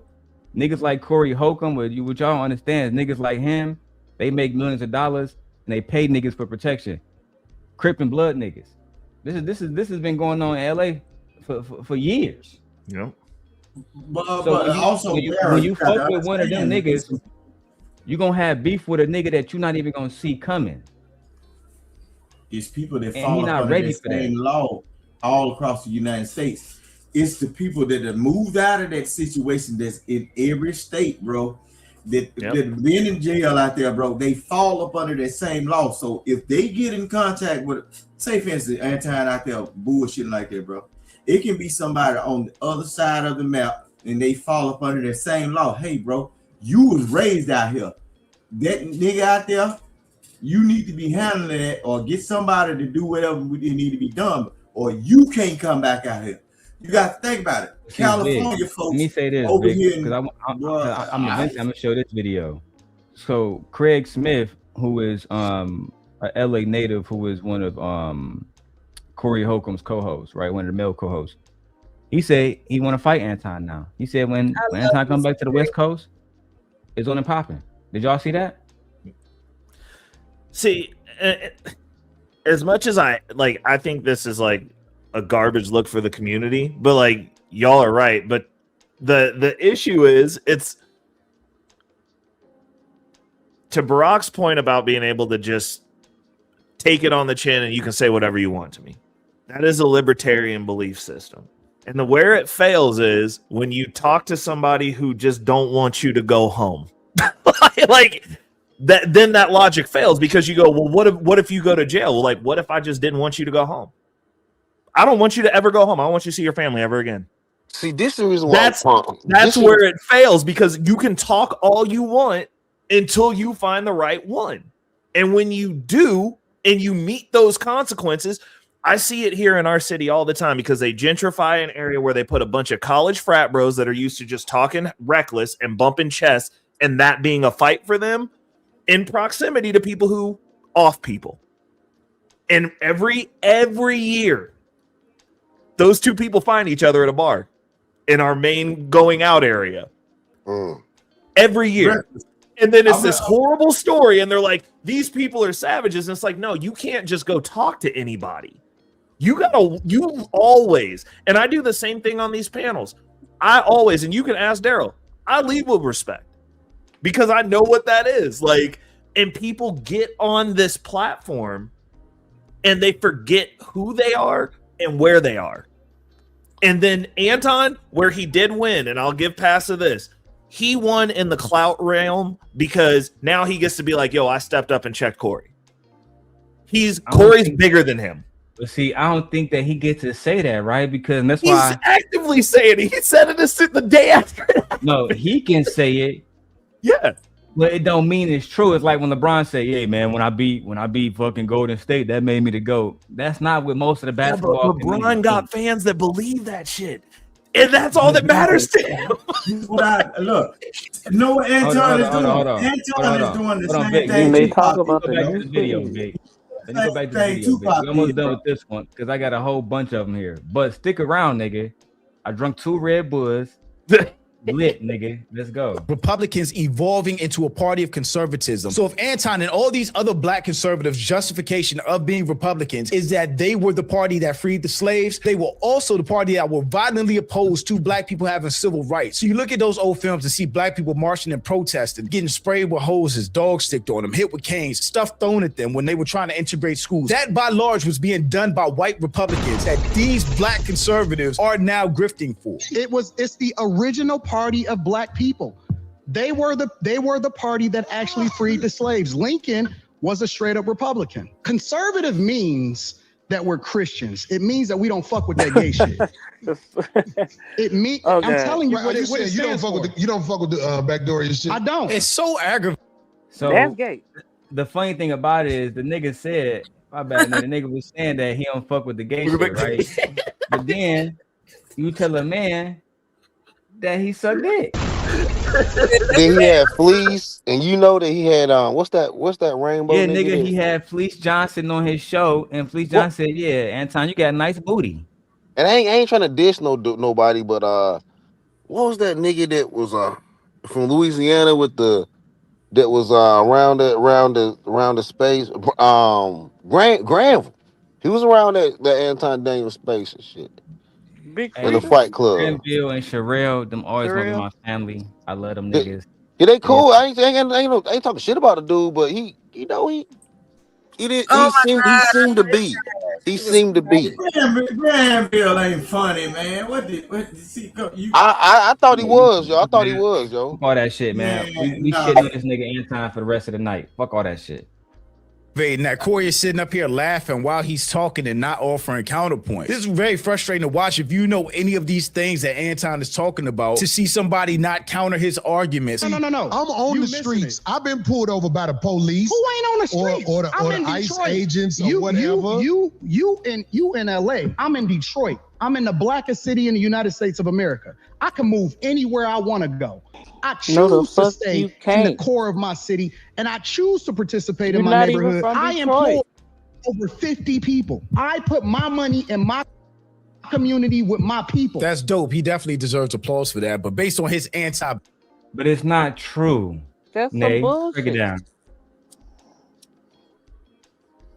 You got it, Nay. I said, this nigga not from Detroit. He is from Waterford. Waterford is a good 20 minutes away from Detroit, where white people are. And you can't walk your ass. We got like videos really of your bitch ass getting kicked out of downtown Detroit because you sit up and think you could be at somebody, bread shop or whatever. They told your ass, you better get your ass up out of here, and you ran like a bitch. What you talking about? Anton used to tell, I don't want to say no names, but his former apprentices that he owned 100 houses in Detroit and gave away $100,000 every month to black kids in Detroit. I said, I would have been heard about this nigga by now. You would have known who the fuck you were. What are you talking about? Bro, that nigga don't give the big dogs not damn doing that, Detroit. Ray. Bruh. The niggas who we idolize the most. Yeah. Nigga, Big League's not giving $100,000 a month to the school system. Nobody in Detroit is. Why is Detroit? No, but I think that's too. But it's saying that I think that's even how, because this internet shit has turned pseudo, yo. Because I was arguing with niggas on Psychopathia channel, a pro-black channel, about how black people need to be more pseudo. And I think that's what Anton is. That nigga, he pumping that pseudo shit, man. And niggas is believing it, yo. Cause I don't know if that nigga really a millionaire or not, nigga. I don't know if he really a millionaire or not. But I know niggas believe it. Look, bro. Look, Ray. And shout out to her. Useful idiot, Listen, huh? but Detroit just got their first black woman mayor ever in history. And I was there. If I was there, I would have voted for her too. Her family is her family is basically like, nigga, the church version of BMF. And them niggas been running the church scene for decades. Nevertheless, the first thing that they did, instead of fixing roads and donating money to schools and I'm saying giving police more resources and shit to police the neighborhood better, these niggas did a book bag giveaway. I was so disappointed. I left the comments saying, bro, that's y'all niggas not, bro. I giving niggas notebooks and then going back to a Detroit community. This is why I never would live there again, bro, because it's so traumatic even thinking about how I was growing up. You feel me? It's just too much. It's so destructive. It makes no sense. That's sad. That's no real sad. Like that shit genuinely broke my heart because it reminded me how I was growing up when they give away like those little fucking Christmas boxes and it'd be a pair of Wranglers in there and a pair of socks and shit. And you thinking, nigga, I might get robbed on the way back home with this shit. Like, you feel me? Like, it's too many conditions that they're not genuinely trying to work on. And instead of Anton, like, again, if Anton was really for Detroit as much as he claimed Detroit, why, as much as he talked about the super mayor, right, Tiffany Henyard, why is he not talking about this black woman who just became Detroit first mayor? Why you haven't sat down with her and done an interview? If you want to be seen as this big Detroit figure, why you haven't talked to her yet? It's because of her father, Corey Sheffield. He's not to be fucked with. And she's a Democrat. So they would disagree fundamentally on a lot of different things. And he'll get embarrassed because she's highly intelligent. And then the city, if you go against her, it's over. Yeah. The city really backs her. She grew up there, actually, in the city. You feel me? So shout out to Mary Sheffield, new mayor of Detroit. Let's go back to the video, man. Blackness, I wonder if he actually employs black Americans. And when he's saying my people, who is he talking about? Because he refused to even say he was black early. So when we talking about being in the streets, that don't count to me. I don't Well, hear that's that what shit. should count. I don't hear that because shit. out there in the streets where the people live that you helping, they could get pulled over and shot by a cop. An investigation will be said. But here's the truth. We know, I believe you know this already. When the cops shoot you, ain't nothing you can do about it. My God, this is so crazy. I can understand Anton being frustrated at this point, because what point is Corey? This is actually, when I did my review about the full video, this is actually one of the points that Anton was actually fully 100% correct on. Anton's going to give the answer that is basically, it's contextual, right? It depends on what happens. So I gave the example of Sonia Massey. Sonia Massey got shot in Illinois by a police officer last year. That police officer is now in jail. Which means that there are situations where you can do something. But in situations, in other situations, you might not be so lucky. Like in a situation like where Renee Nicole Good, as much as I think that was murder, she was blocking the road. She hit the cop too. She did hit him. She did not hit that cop. She did hit that cop. He He had internal hit bleeding. that cop. I'm just going to say the medical report is lying. They're lying at the hospitals now. She did not hit that cop. Yes, they do lie in hospitals. You know Yes, this, right? they do. Only if you die from COVID. That was for money. No, I'm gonna give you a fact. You can look it up. I know you're on your computer now. Yeah, you probably already know it. The story of Henrietta Lacks. She was a black woman. They took her fucking genes, and they built the best hospital in the country, which is Johns Hopkins University. And they lied for years. I mean, for decades. Well, I mean, I guess we'll find out if they lied on this report. I'm just saying. I'm like I guess my thing is, and if that's okay, not to be heavy downer, but really care that she blocked the road. This man shot at her 3 times. There's 5 shots. He could have stepped out the road. She wasn't going that fast. And why would the other officer try to jump in and open her door while she's driving? We don't know how she felt at that moment, so I'm not gonna speculate. But what I am not gonna, what we can say as facts is she drove her ass from here where I live all the way up there to be an ass and get herself shot to your life. It does not equate your life. That's fair. That's 100% fair. But on that same note, like if you make me feel like my life is in danger, I have to push back. There is no but. We either are gonna start to become humane to one another, or just say, fuck it, go on and go into your hovel. But that's not the way we work. Well, whether or not you believe or see or it's happening, somebody is getting up right now, taking care of the grid, keeping your lights on. Mm-hmm. There's a main grid for somebody to play. What if people stop going? So I agree. We are worth more than indiscriminately shooting us the way that she was shot. Yes, that's all I'm saying. Like, I get everybody what you're saying, and I get it. Okay, we can go technical all day, but I think we have lost, and they want us to lose the humanity of it. There was a black man that was taken out by an off-duty agent. Yeah. Shout out to Keith Porter and his family. Yeah. Another young lady was taken up out of here. I'm sorry, I'm a news and politics junkie, so I apologize. You had the 2 in Portland? Yes. And the reason I follow is because the things that are being done in these in these cities right now are testing grounds. This administration is doing things that's like unbelievable but believable. It's some Legion of Doom shit going on in the background, and to pretend as though this isn't going to affect us down the line, I think is a little naive. No, go ahead. I'm with you. I'm with you on that. Stop voting for.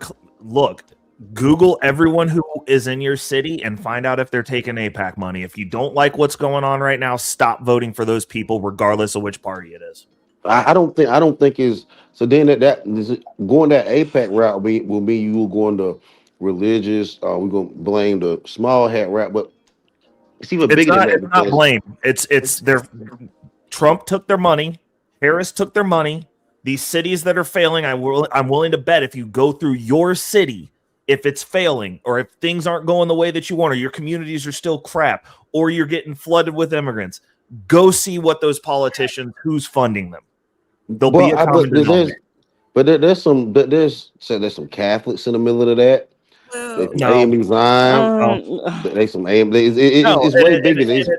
And AIPAC isn't the small hats. It's specifically Zionists. Those are 2 different things. They're not mutually exclusive. So I'm an AME Zion. I grew up in the AME Zion church, in the Black Zionist church, right? What I'm saying is it's even bigger than just. I get what you're saying, but ain't nobody innocent in this shit. That's all I'm saying. But it ain't this one group. Well, I want to say this. I know y'all speak with good words and all that, and you know what I'm saying, vocabulary high as hell. But why do y'all think that the machine is not operating well oiled like it's supposed to be? Y'all thinking y'all picking a side and everything. Well, these are the same goddamn people. Just like when they talk about racism and everything, I rarely get a chance to tell people that when you talk, that's why you see all of these Northerners that have these big podcasts, they always convert back to saying something about the Democratic plantation and all the Republican plantation. Look, it's the same machine and it's all well. These are the same people. Look, just think about it. I live in the Jim Crow South still. I ain't seeing no protests. I ain't seeing no change in nothing. Nothing, right? But y'all got these white folks where y'all let folks burning up shit, turning over cars, or doing whatever out in the snow, acting a fool, folks getting sprayed, folks getting shot. I ain't seeing none of this, right? But just think about it. the people from the South that y'all so-called been trained to hate so much or whatever, if you believe in the white man has the power, don't you think he done sent all of his offspring and children to the northern states, to those prestigious colleges and everything? The racism is up there. That's why we ain't seeing none of this down here. People still partying, having fun, trail rides and everything. All of that chaos is in the big cities where they sent their children to. They still have the same ideas, but their children are out there trying to make a way. So that's why y'all see it. The racism is tied into their DNA. They sent them kids out there. Okay, I was born in 85, right?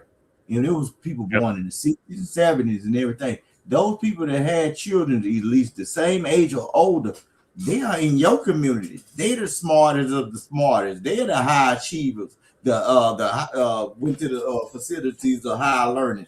That's why y'all having them problems. But y'all thought since y'all was in those bigger cities and everything, and y'all can play with the white folk, bro. Don't you know in the Jim Crow South, the first pet that they gave white kid was a nigga? Shit, what the hell? They playing with y'all in them big cities, give you a good look place. So y'all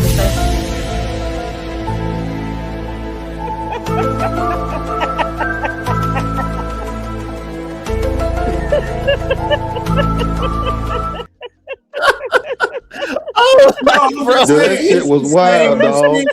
It's the same. That nigga, yo, Vic, you say you live in the Jim Crow South? That was crazy. The real Jim Crow South, man. I live in the He said for real. He said they still snatching them up. They didn't realize they were free till last week. Look, I live in the Bible Belt, right? And that's why I'm here to tell you right now, we don't care. Let me tell you, we don't care.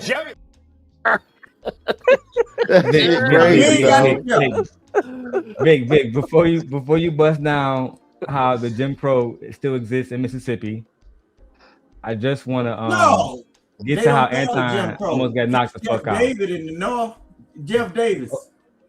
It's Okay. Jeff Davis in the north. It's Jeff Davis. We know what that is down here, but y'all don't. Them Jeff Davis Negroes, that's Anton. Look what Jeff Davis did. But see, y'all don't even know the terms. Because y'all been so, bro. Y'all been so entangled with white folks. It's Jeff Davis. That's one of them Jeff Davis ass niggas. He want to keep Old Glory going, bro. I know what it is, bro. See, I just don't get all that. Hey, Vic, the show must continue. Go ahead. We love you, Vic. We love you. Goddamn. Even trying to make. I don't get it. Do you think that's wrong? What I said? This is so insane. Is that what I said? I said when the cops shoot you, ain't nothing you can do about it. Is that a lie? This is so insane. But you didn't answer it. Like, I'm gonna answer your question. Okay. I'm gonna answer your question. It depends on the circumstance. And the interesting thing about it is this: the majority of the people, because you like to use a blanket statement. Anton's been using none but blanket statement and generalisms the whole time he's been on this podcast. It's like me saying all black people are stupid. You just said black people are racist. That's a general statement. Well, have you seen? Jesus fucking Christ. Shout out to Jew for the reaction. Said all white people stupid? No, I'm talking about cops. You should say that one time. I'm talking about because cops. it's easy to say all black people are stupid as an example. Say something about the white people. No. You're not. I don't think you got people all the time. He do not. His whole page is black fatigue, black this, black that. I have never seen one critical thing that Anton Daniels has said about a white conservative. He'll go in on white Democrats, sure, but he's never talked negative about a white conservative at all. Hear you? Can you tell me? Because I don't about know. liberal white women literally being the biggest enemy of the United States of America. That's the thing I say. White women. But nigga Don't talk you to about talk white about men, white though. men. It's always the women's First thing fault. you said It's is always white the women. women's. What the fuck? It's always the women. Man, always the women. Always. It's our fault. Always. Goddamn. Girl, that's just. I say we just get shirts that say that and just cut all of it out. Yup, you right. You know what I'm saying? Just, you know. 'Cause I ain't gonna keep fighting you because this is ridiculous. Yeah. Why you This is why think the we ain't tapped Manosphere is out? Like, dead. why you think black women have literally tapped out? Honey, let's talk about. Oh gosh, that's Everybody's God, tapped out. okay, We all okay, go fatigued, ahead, bro. go ahead. We got red pill fatigue. Damn straight, right over here. Fatigue. And then to be talking all that gangster shit. Yeah. Oh man. Vaughn has a request. He said, Daryl, play that clip where he says he can't stand black women. Yes, sir. I actually have so many things prepared tonight. It makes no fucking sense. But while I find it, Von Bryant, let me play this one. Every single Caucasian day. female, the biggest enemy. Literally, white liberal women are the worst thing that ever happened to this country. What about their men? But you keep trying to get me to qualify it by participating and joining in on the court. I think you doing what's easy. No. I'm doing what's real. Facts. He's doing what's easy because that conservative grift is a bag. We know that. I think you don't want to go against them because if you go against them, it'll be some video of you going against them. And when I say them, I'm talking about your boss. I don't have a boss. He can. Before we get into the conflict, this is the video that Von Bryant actually was asking me to play by Mr. Daniels because I'm actually I want to have fun tonight. I'm actually going to put this one on the big screen for everyone to see. Matter of fact, get the out of here. Out of here. Out of here. Matter of fact, get the out of here.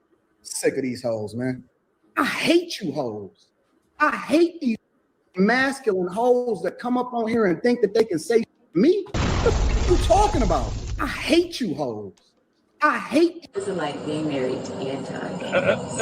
Oh, wow. Times it can be hard and sad and difficult because Anton has a lot of different personalities, and so you have to be a certain type of woman to deal with. Anton is very emotional. He doesn't communicate effectively. I don't think that he has killed anybody before. I think. Hold on. Is Ray still here?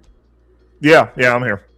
Ray, this woman just said Anton is emotional and he doesn't communicate effectively. Now, just give me 1 second, Ray. Isn't that supposed to be his superpower? From my understanding, Anton is a leader. Gemini, can you be a good leader if you are emotional and you don't communicate effectively? It is very difficult to be an effective leader if you are highly emotional and a poor communicator. While being emotional can be an asset when it manifests as empathy and passion, it becomes a liability if it leads to reactive, unpredictable behavior. Why this combination is a barrier. Instability. If your team cannot predict your emotional state, they will likely spend more energy managing you than doing their work. Information gaps. Poor communication creates information vacuums that are usually filled by rumors, anxiety, and mistakes. Erosion of trust. Leadership requires consistency. Emotional volatility combined with a lack of clear messaging makes it impossible for a team to feel secure or aligned with your vision. Can you? Damn. Imagine, Ray, if your wife said that you were emotional, you have multiple different fucking personalities, you are emotional, and you are a bad communicator. You lack the skills to communicate effectively. Matter of fact, I don't want to speak for her. I don't like to speak with people. I'd rather just let it play itself. I hate. This is like being married to Anton Daniels. Oh, wow. Times it can be hard and sad and difficult because Anton has a lot of different personalities, and so you have to be a certain type of woman to deal with Anton. Let's break this down. If you guys don't mind for a moment. What do you think she mean when she said he has multiple different personalities? That he's emotional, an unstable genius. There you are. You got it, Chocolate. I'm all ears. Well, who are usually that way? I'm sorry, say it again. Who are usually that way? I believe men are. Damn. I was gonna say psychopaths. That too. Yeah, but psychopaths are usually and sociopaths. Like these things overlap. But So yeah. I'm glad I got the ladies here. Let's let the ladies first break this down, and we'll rewind it and let the men break it down. Why Daryl? No, we gonna Because I'm gonna fucking continue. drunk and I want to. That's why. Oh, you know what? I You need. trying to I set need- us up and we don't got time to be arguing with these niggas. I'm too high for this. No, hold on, Okay. Daryl. See, what they explain it up.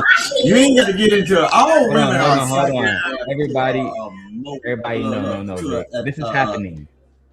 This is I'm ready happening. for questions. I feel like y'all Congress and I'm Trump, and this is Maduro. It's Oh my happening. god. Oh my god. Why are we It's kidnapping happening. presidents though? That's I can't agree with what's going on with that. That's a bad precedent to send out to other Come on. countries. They think we're going to. I get what you're saying. I get what, and let me move you. I get exactly what you're saying, Yeah. right? See, the problem is like I said, we pressing for it. It's like, When hoes that come up on here and think that they can say to me, what are you talking about? I hate you hoes.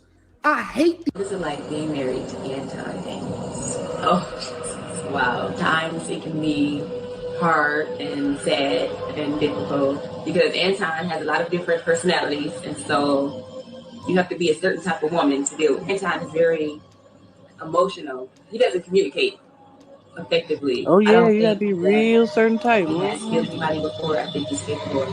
I've seen him angry before. He's just like a totally different person. Chocolate, what does a woman mean when she say she's seen a man angry before and he becomes a totally different person? Ladies first. What Oh does yes, that mean? I've dated a few of the brethren who had Not who had Dr. Jekyll, Mr. Hyde. Oh, honey, I've had a few. Ooh, Lord. Take me But back, you know, as a girl. woman, honestly, you know, I because mean, we honest I with will ourselves, say right? We this. honest with ourselves. Why the Right. fuck are we staying with that? Well, I won't go into some of the reasons because some of them things We have we have some reasons, you know, when I we were the sleeping. simple things. We were sleeping, yeah. I But like when what we he woke up, to my nether regions. That's Yeah. why I stayed longer than I should. Yeah. But yes, I've had the doctor. Well, what they do is this: the combination of love bombing, blowing up the spot, making you feel like you're the only woman in the world. You know what men have been taught and what women have been taught to gauge whether a man loves you or cares about you. Did you know, Chocolate, that I don't have the percentage. I could ask Gemini, but I want to say it's over 30% of wives, they deal with physical and emotional abuse within their marriage. Did you And know those that? are the ones that report it because again, you have to go into, I think where we fault is understanding coercion, understanding that sex does not mean domination, nor does it mean love, nor should it be. That it's okay if you're a freak of the week, go find her and marry her. Right. See, my argument is always this. Men say they want women to change, but the sex industry is in the trillions. So Yeah, I who's agree. doing it? Who's doing that? Who's keeping that role going? So it all plays. It intersects the sexism, the misogyny, the patriarchy. It all intersects to keep us confused and enemies of one another. So yeah, you got it. I agree. I agree more. Nay, you want to go before I let the fellas break down the wife's oh Lord, points? I told you I'm too high. I'm trying to log in on the computer here. It's here. Girl, I'm on level. The edibles getting the best Where of your Nay. wife at? Jen Led, Marcy, The one of edibles y'all kicking need their ass help. tonight. That's fine. Let's get to Help, the help, help. actual fucking argument. How about that, fellas? We don't. I don't want to put you guys in the middle of the wife argument. I'll take that myself. Fuck it. He can be his own man, have his own companies, and that's good. But having a black face and grifting two white conservatives is what gets him paid. But here's the truth. I don't have a boss. And actually, because Ray owns his own business, I actually think it's pretty ignorant to have a business and only hire one particular race of people. I think he can speak for himself as a business owner that you just want to hire the people that's qualified, no matter if they white, black, Indian. I mean, it don't fucking matter. I think that's the best way to go about it, in my opinion. Yep.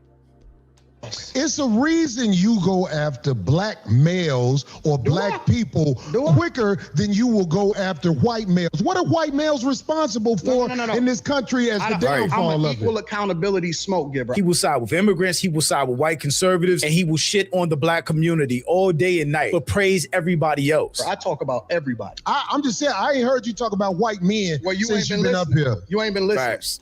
You ain't been listening. I've been listening to you. No, you haven't. I hear you taking you don't have the capacity to be able to listen because you're too busy. No. You got no, that wrong. too busy. My Because if that's the capacity case- that you just criticized, that's an opinion. Here's the fact. Have you said something about Caucasian males and how they Absolutely. destroy this nation? Well, what did I miss? Let's slow down. He has not said one negative thing about racist white people, slave owners, and anytime something was brought up about white people, Anton deflected to black people. Are white people racist? Was slavery racist? Africans sold other Africans to Europeans. Oh, black people are the most racist people on this earth. Because you talking loud, but you're not saying a lot. No, you talking loud, you talking loud, and you still talking around. What did the Caucasian male do to America to bring it down? I'm not getting into that. You I'm not dancing getting into around it, No, and I'm that's not. why I lose respect for you when you Here we start go. dancing and kissing Caucasian males' ass. But I don't. Don't do that. Was that disrespectful? Be honest. Yes. Yep. No. Yeah, it Telling would somebody, telling somebody, y'all be trying to look, y'all be trying to glaze over what I be saying. I guess because I'm from Mississippi, bro. Telling somebody you kissing somebody. Vic. Let's go one at a time. Let's do a simple yes or no for everybody. Bro. Is it disrespectful? We're going order. It got to be a simple yes or no. So Vic, was it disrespectful? Yes or no? Yes. Yes. Ray says yes. Vic, you? Not to the degree, bro. Not to the degree of what Anton said, bro. Anton Rob, will was it operate. disrespectful? Go ahead. You be fucking with that mic. And then nigga Barack lay back in the bed chilling now. Barack, Yes. was it disrespectful? Yes. Okay. Chocolate, was it disrespectful? Oh, yes. Nay. Okay. You know how I feel about this conversation. Was it disrespectful? What Corey said. Yes or no? Jesus. You know how I feel about this conversation. Nay, you in the real, you in the South right now, man. You know, telling somebody to kiss your ass, people will walk off from there. But what Anton said, bro, you probably die. You'll probably have to sleep on the floor for the rest of the goddamn week. Or tell your people to leave up out the goddamn house because I don't know if these niggas finna come get me, bro. I'm trying to figure out what was disrespectful about it, though. But see, That's so what I'm saying. Von Bryant asks, is it disrespectful or is it the truth? It can be both, right? Yeah. Like there's situations where it can be disrespectful and it can That's be what I'm trying to say. You know how I feel about this conversation. Honestly, they both are being disrespectful to each other. But let's be clear, it was the truth. I don't see it as disrespect. I feel like it was the truth. No, I'm talking about the whole conversation as a whole. He opened the door and Anton doubled down. Come on now. But Daryl, you see, you ain't asking the right question. Would you rather tell somebody they kissing ass and you can walk off, or would you rather just tell somebody SMD and then be ready to get your children shot up or your house hit? Yeah, I mean, let's ask two questions. I would steer clear of both. As a man from a me and you there. Hold on, Vic. We man. finally get that point. No, Let's but watch see- the video, Vic. I appreciate your commentary. Oh, my brother. yeah. In front of me because I'm not No, an you're ass the truth. kisser of nobody. Yes, you are. You suck the dick of black people right now. That's crazy.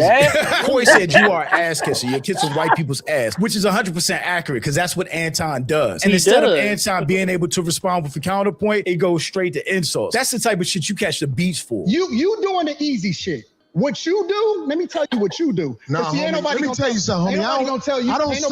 nobody- Yeah, I don't you do. suck.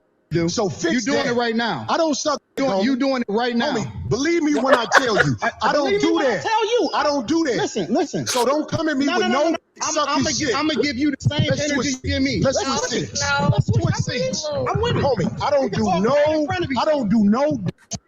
Dude, he this hit him with that moment- belly though. He put that belly on. At this moment, he knew he fucked a up. real Detroit nigga would have swung. Straight up. Because you don't come into my personal space.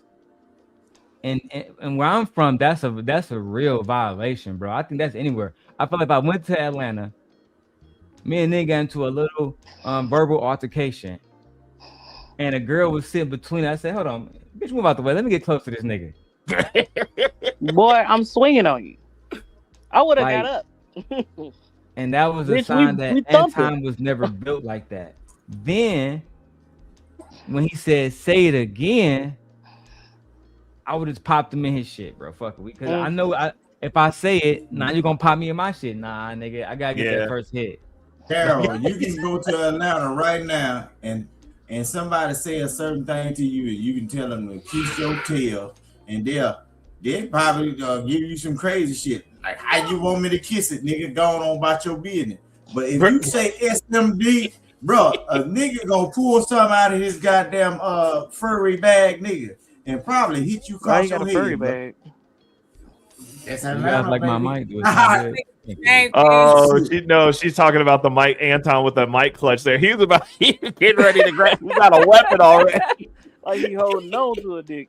But About anyway, to beat a nigga with a mic. At this point right here, this is where the podcast just should have ended. Because you're not going to disrespect me on my podcast. You're not going to make me act out of character. You're not going to take me to a place where I got to put my hands on you and lose my career or catch a charge. So it's like, just end the podcast right there. I'm a motherfucking man. I don't do no sucky shit. I don't give a fuck about nothing. Well, I tell you what, watch that sucky shit, because that'll go bad. Call it what you want. I don't do no sucking, You homie. say a lot of shit that I don't fuck with either. You Okay, but that gay shit, hey, homie, I tell you what, I'm right here. don't put no sucky shit. Don't put no sucky shit on me, nigga. I'm from Detroit. Say Right it now. trying to fix her hair, bro. There's no point in Corey telling him to say it again when he did heard you it the see first that? time. That's what I'm saying. Dance around No, it. Dance around it. no. Bottom I bitches don't do no anyway. sucky shit. I'm gonna respect you because it's your platform, and Yeah, I'm did out here you to see have a it? conversation. Good. But you're We not good. bossing up on me. Yo, We good. I did already. I don't do You put the sucky shit. microphone right now and go on back. I don't give a fuck about this shit. Homie, you just running your mouth. I'm not running my mouth. I don't like Anton Daniels. I don't agree with what he stands for. He is 100% anti-black. But Anton sees where this is going and told him he can come outside and run a fade. Now, this is where I think a lot of y'all niggas that never really been in shit, this is where y'all got shit fucked up. If a nigga tell me come outside, I don't know what you got going on outside. That's for one, blood. You right here in front of me, I'm about to get you right now while you're in front of me. I don't know. I got to deal with whatever outside when I get outside. More importantly, the nigga was there with a bodyguard. So what y'all about to walk past this nigga bodyguard, act like he not about to do his fucking job? One of y'all niggas say he was a Navy SEAL. On Easy Band. You folks got to, bro. They got to. Hold on, Vic. Let me finish. And I'll give you 5 minutes, Vic. Fuck it. You know what I'm saying? But the whole thing is just like, when niggas running around talking about what Anton said he went to catch a fade outside, that's because he was embarrassed to get his ass beat on camera. That's what y'all don't understand. You're in LA with a woman in a bodyguard in a studio full of fucking niggas who bang, bro. Why y'all think again they call niggas and niggas blocked outside? I mean, it was other niggas outside too. Bro, they didn't stand a chance. Like, real talk. This is one of the moments I genuinely fear for that nigga Anton life. Because not only do I think Corey Holcomb would have beat his ass, that bodyguard got to make a choice in that moment, right? Right, Ray? Think about this. Yep. Anton came with a woman. Yep. Who does the bodyguard defend then? Right. Let's say one of the niggas start beating her ass. Who does the bodyguard prioritize? Because this is LA, nigga. Who does the and then so let's say if the bodyguard prioritize Anton. Do the niggas just say, "Oh, cool, you're the bodyguard. You can get a here you go." There's no pushback? No, nigga. Daryl, y'all didn't catch something though. Y'all didn't catch it though. Did you see when that woman fixed her hair, bro? And her facial expression, bro. When she did that with her phone, go back to when she fixed her hair. She looked out into the audience, nigga. She looked off into the audience, nigga. I know what that means. When she rubbed her hair back like that, and they get ready to get active. That's that baseball swing away or go a certain way, bro. That's that sign language, bro. She fixed her hair. What was wrong with her hair, bro? She looked into the audience. She did not look at them. It was on right then. She was saying, bro. You think that, Vic? Let me ask you this then, Vic. That's a really good point. I'm glad I allowed you to speak, Vic. Do you think that she would have got on a woman ass that was with Anton while the men handle him? She wouldn't have did shit. She was gonna be like Griselda Blanco. She already gave the hand signal, nigga. She ain't had to do shit. She ain't gonna be a part of it. Go back to the video of where she rubbed her hair. All right, let's go back to the video. I'm gonna look at it now. She said wasn't a lot even of shit to looking me at them. today that I don't fuck with either, but I let that shit ride because you don't know me. You called me out of my name. You said some wild shit, especially with regard to how would it call this nigga out his name? Nigga, I'm telling you that you did. You can't tell me how I get to get up. Hold on, we just getting loud. I ain't getting loud. Then don't switch seats. No, this is my show. This is my show. That's cool, but I take that shit as a threat. Okay. I mean, yeah, what's the point of switching seats if you're not going to do nothing? What's the point of getting closer? Definitely seen. See, Jew, I tagged you too. That's why I disagree with you. The point in switching seats is to pull a nigga card. For a nigga that's online, someone he'll kick women in the titties and all the rest of this shit. If a nigga in your face, and I don't know where you from, Drew, or I don't know where I'm saying, I don't know how you get down. But if a nigga in your face, big dog, telling you say that shit that you just stood on 5 seconds ago, stand on it right now. I'm right here. Stand on it one more time, my nigga. That is a threat. He said it was a threat, which means that, and when Anton failed to say it, if that was a room full of Detroit niggas, they're gonna say, "Oh yeah, that nigga right there, he's soft. He didn't really mean it when he said it. Yeah, bitch. If he meant it when he said it, he would have said it again. Over, yeah, nigga. You suck dick. You suck black people dick. Now what, nigga? Fuck you gonna do about it? That's what a real nigga, and that's why Detroit has so much violence. That's like because niggas not standing down around this bitch, bro. Niggas is super active. Real quick. Smoke. Like, bro, it's crazy. Corey would ate them words. Quick. You feel me? So that was the point, because a lot of people missing that. A lot of y'all, and and Ray, maybe because I know you grew up out there. Yeah. I never seen niggas when we was in high school. I'm gonna start there. When we was in high school, I never seen niggas say, "Hey man, let's go outside to the hallway in the classroom." No, nigga, you getting dropped. I don't give a fuck where we at. We at a basketball game, we in class, we in the hallway, we in the library, we outside of school, we on a field trip. So I'm gonna have a little bit of different context, and that's just because of how I was raised. I was big at I follow the rules because like my parents used to beat the shit out of me. So I beat up everybody at their house. Like if you talk shit to me during school, I will wait till after school and I would catch you when you got off your bus. Because like I wanted to make sure to instill the lesson. You see him though. The only difference there, you just not. I only got in one fight during school, and it was because I had to. Like the kid put his hands on me in school. Now I beat a bunch of kids up at their home. Perfect. So you agree with me because the nigga was in your face and you was forced to react. Yes. Listen, like in Detroit, that's like a daily thing, bro. Like if you look up Osborne High School in Detroit, that's where I went to before I got kicked out of Detroit public schools for fighting. You feel me? And that school sit on 7 Mile, and what is it, Nate? 7 Mile and Hubble. or some shit like that. I haven't been on the east side because I hate the east side. Because I grew up there. It's fucking diabolical. Like on a daily basis, bro. Yeah. Niggas was beefing. Niggas had to deal with fighting. Niggas had to deal with other niggas with strapped, which means you gotta get strapped. I'm talking about shit was super, super wicked around that bitch. To the point where you had to learn how to survive. And I'm trying to tell you,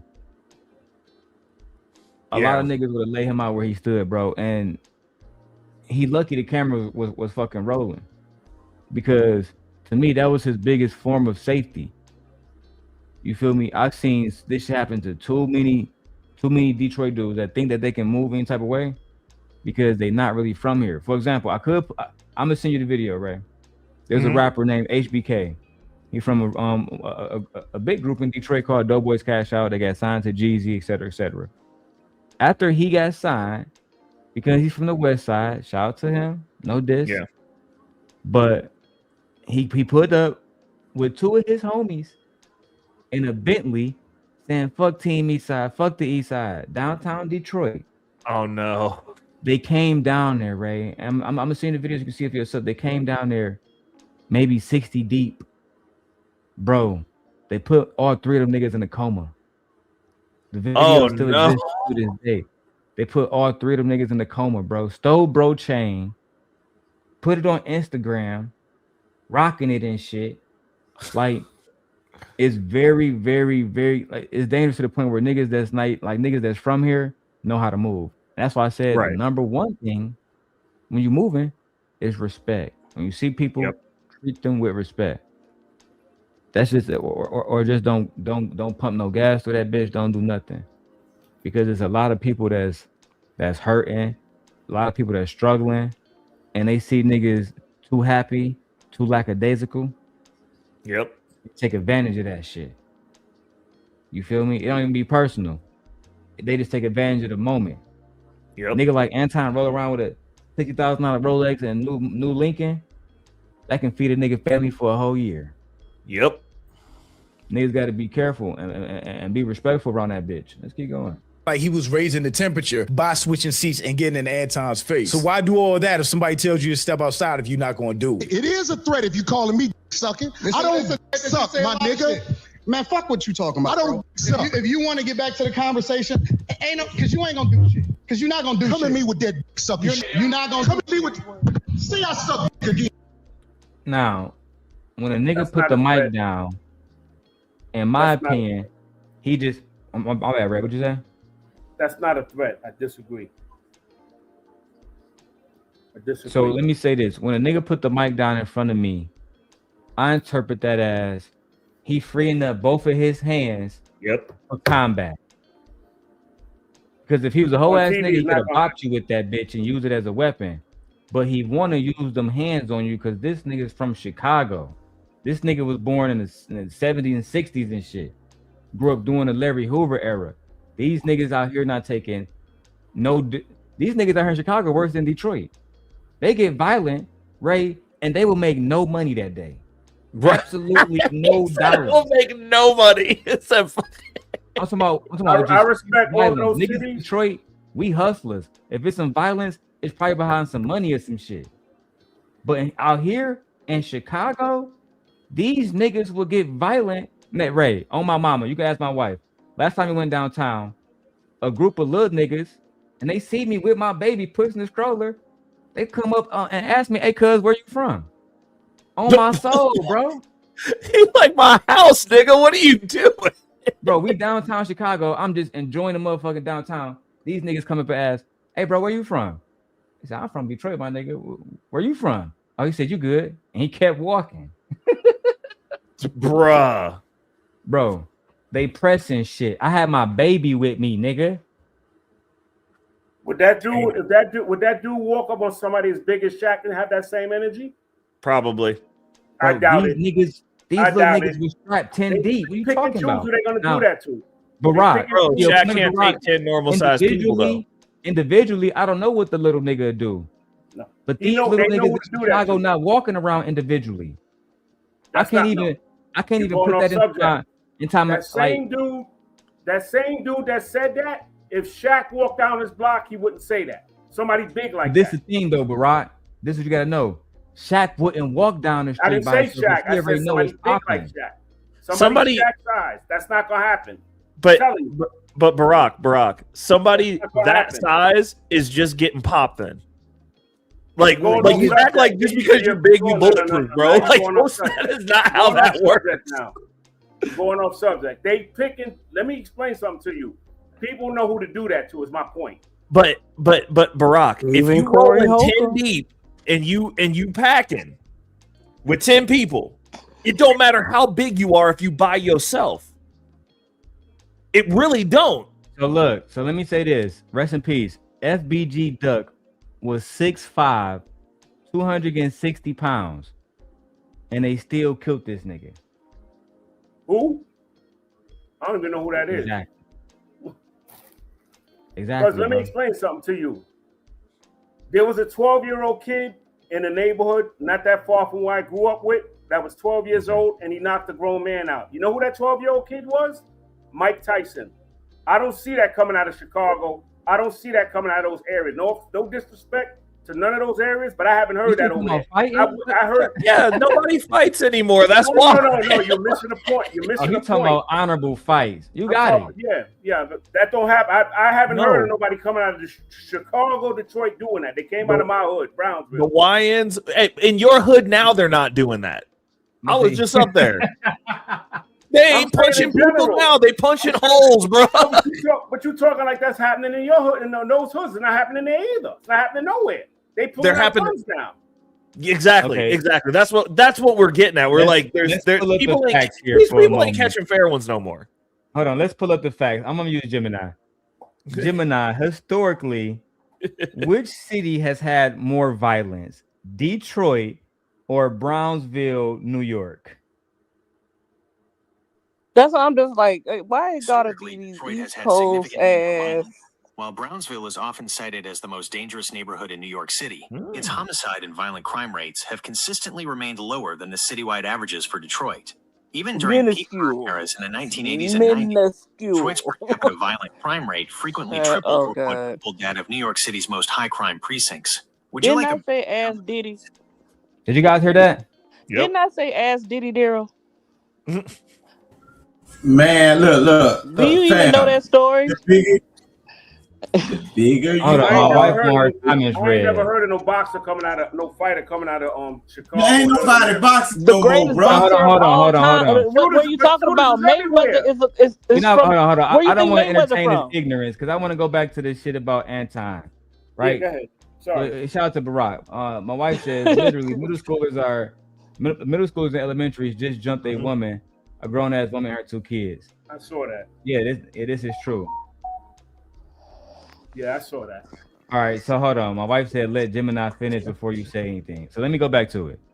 Let me do it one more time. Gemini, historically, which city has had more violence, Detroit or Brownsville, New York? Historically, Detroit has had more violence than Brownsville, New York. While Brownsville is often cited as one of the most dangerous neighborhoods in New York City, its violent crime and homicide rates per 100,000 residents have consistently remained lower than the citywide averages for Detroit. For example, during the peak of the 1990s crime wave and into the 2020s, Detroit frequently ranked as one of the most violent major cities in the United States, whereas Brownsville's violence, while high for New York, rarely matched the per capita scales of Detroit's historic highs. Was Brownsville historically has more violence than Chicago? No, I don't know. I don't keep stats of that. I don't know. Historically, Chicago has generally been more violent than Brownsville, Brooklyn, when comparing per capita rates of major violent crimes like homicide. While Brownsville is one of New York City's most dangerous neighborhoods, its homicide rates have rarely reached the extreme peaks seen in Chicago's most violent districts, such as parts of the South and West Sides. Yeah. Yeah, you gonna just leave it there. Ask your phone about Jackson, Mississippi. Okay, and that's a Tennessee. good one, Vic. I got you, Vic. Yes, sir. Man, Vic sound dangerous, bro. I just believe him, bro. Well, I already know how Mississippi niggas get down. Gemini, which city is historically more? Which city, Gemini, is historically more violent? Jackson, Mississippi, or Brownsville, New York? Jackson, Mississippi AO is currently more violent and has frequently reached higher per capita homicide rates than Brownsville, Brooklyn AO in recent history. Brownsville was notoriously considered the murder capital of New York City during the crack epidemic of the late 1980s and early 1990s. Jackson's Damn. violence significantly last decade. Brownsville sound like a safe ass place. Bruh. Brownsville.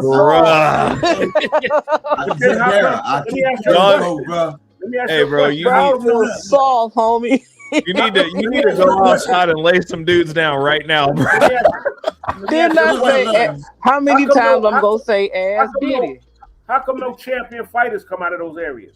Name a fighter that came Ain't out of nobody Jackson. fighting no Hold on. No. Answer the question. Hold on, wait. Let's fact check. Who is Hold on. I got it, Nate. Hold on. Pause. Hold on, Nate. Hold on, Nate. Where's 1 Floyd second. 1 second. Mayweather Nate. Hold from? on. 1 second. Let me do this. Where Floyd Mayweather Gemini was. I don't know what Floyd. Hold on, Gemini. Hold on, I got it. Gemini. Weapons. Is Floyd Mayweather from Michigan? That is correct. Floyd Mayweather Jr. was born in Grand Rapids, Michigan. Is Floyd Mayweather a champion? Yes, Floyd Mayweather is a legendary champion. He retired undefeated with a... Who is Joe Louis? Is he a champion? And where is he from? Boy. Philly. Joe Louis was a world heavyweight champion from 1937 to 1949. He was born in Lafayette, Alabama, and later moved to Detroit, Michigan. Would you like to know more about his record-breaking offenses? The Detroit got South, hands. the South. That's what I keep telling you. All of this shit come from here, bro. Down here. Hey, let's keep going. Shout out to Vic, man. Hey, but shout out to Brownsville. Mike Tyson. You guys are violent. Don't worry about it. You guys are cool. That's gun violence. I'm talking about without the weapons. That's all gun violence stuff. You got it, bro. Man, you crazy, bro. Bro, this is wild. Look, they just this dude talking about West Side Story. Niggas think we in Japan. Daryl, what goes on with the Mississippi thing? Everybody associate Mississippi with slavery, but all at the same time, they gave y'all a movie that'll tell you. They gave you the movie Life. This is a good place to get fucked up. We gonna Clyde Banks and Ray Gibson your stupid ass if you keep playing down here in Mississippi. Bro, y'all better cut that shit out. I'm telling you, bro.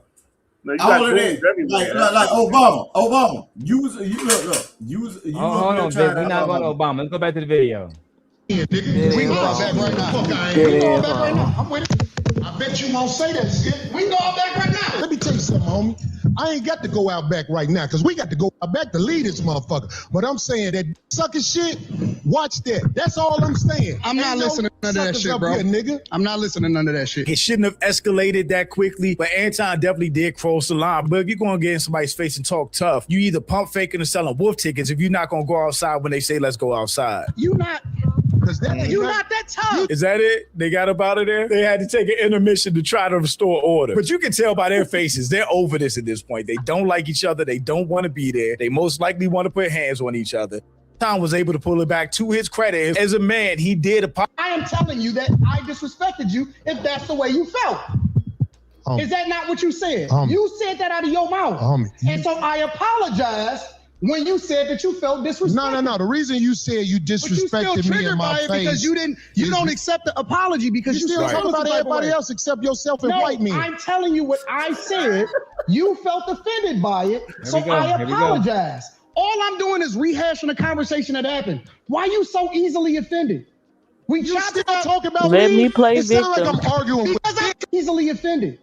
You still talking about me? It sounds like I'm arguing because I'm right. See, I'll be around and they tell me about myself all the time. Be gone. No. That shit don't hurt no feelings. It's probably better this way. That was bound to happen. Corey was always going to get back because he was so. So you proved the point. Homie, just gone, man. Just gone, man. You gone. I'm not the jet. You done did this before. Get your bitch ass to... Hey, homie, all right, I'm out. Get your bitch ass to fuck on and walk over there with your bodyguard and your bitch, nigga. Walk over there with your bodyguard and your bitch. You proved my point. I got shit to do. You're right. Don't bring up here, dog, that you ain't finna stand on. So I know Anton is married. I guess Corey is now alluding to him bringing the side piece up to the studio and on the show. And go get you a bodyguard, because the nigga be done slap the shit out your ass. I got shit to do. I ain't finna follow that nigga out the door. Glad somebody finally checked. That you ain't finna. Don't bring bitches around here that you ain't finna stand on. Thoughts, comments. This game.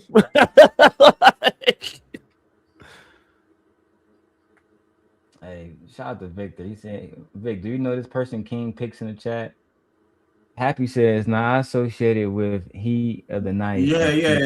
They from another chat, but I ain't never seen them cam up though. But they from another. They be everywhere. You know what I'm saying?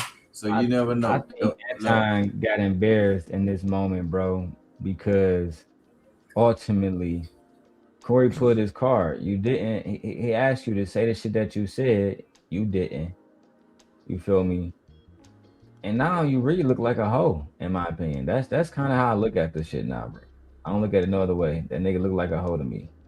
That's how I feel about it. But Man. I am breaking Anton down. a whole bitch.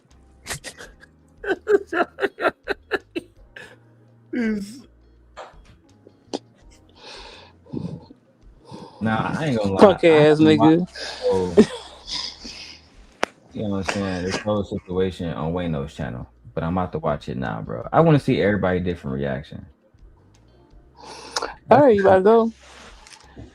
Ooh, Lord. Let's see what these niggas say right here. Begin with. Then the shit take a turn, man. This is where it get all the way outrageous. Let's watch it. And that's why I lose respect for you when you start dancing and kissing Caucasian males. But I don't. Don't do that in front of me, because I'm not a kisser of nobody. Yes, you are. You suck the dick of black people right now. You doing the easy shit. What you do, let me tell you what you do. Nah, See, ain't homie, nobody let me tell you something, ain't homie. nobody gonna tell you. I don't Ain't nobody suck gonna tell you. Yeah, I don't you do. suck Yeah, dick. you do. So fix you doing that. it right now. I don't suck you dick, doing, homie. You doing it right now. Homie. Yo, listen, man. Yo, the reason why this is funny to me is because of this, right?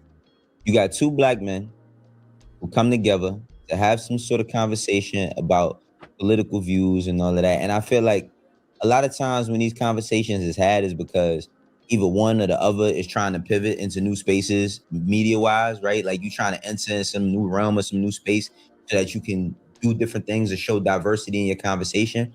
And I'm telling y'all, I do not believe that Corey was properly prepared to have the conversation. Because look, immediately, Daryl, you can go ahead ban that King this man Peace kisses the ass because he of talking white about men. JP You or know what I whatever mean? it is. And don't do that in front of him because da da da da. Go Now, ahead, ban I'm him gonna up. agree. That might be it. If you say that, if you trying to say that I'm eating something up, pause.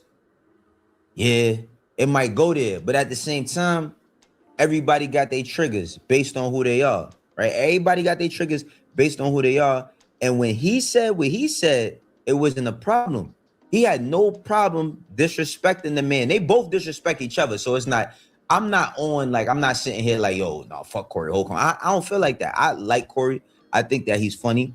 I think that he has, a platform where he gets to say what he wants to say and all of that. But again, if you're going to have some sort of level of intelligent conversation, or you want to have that, then you can't lead with the energy that you led with, because niggas going to meet fire with fire. Keep in mind, whether he's you consider him a white bootlicker or whatever it is you call him, he's still a black man just like you.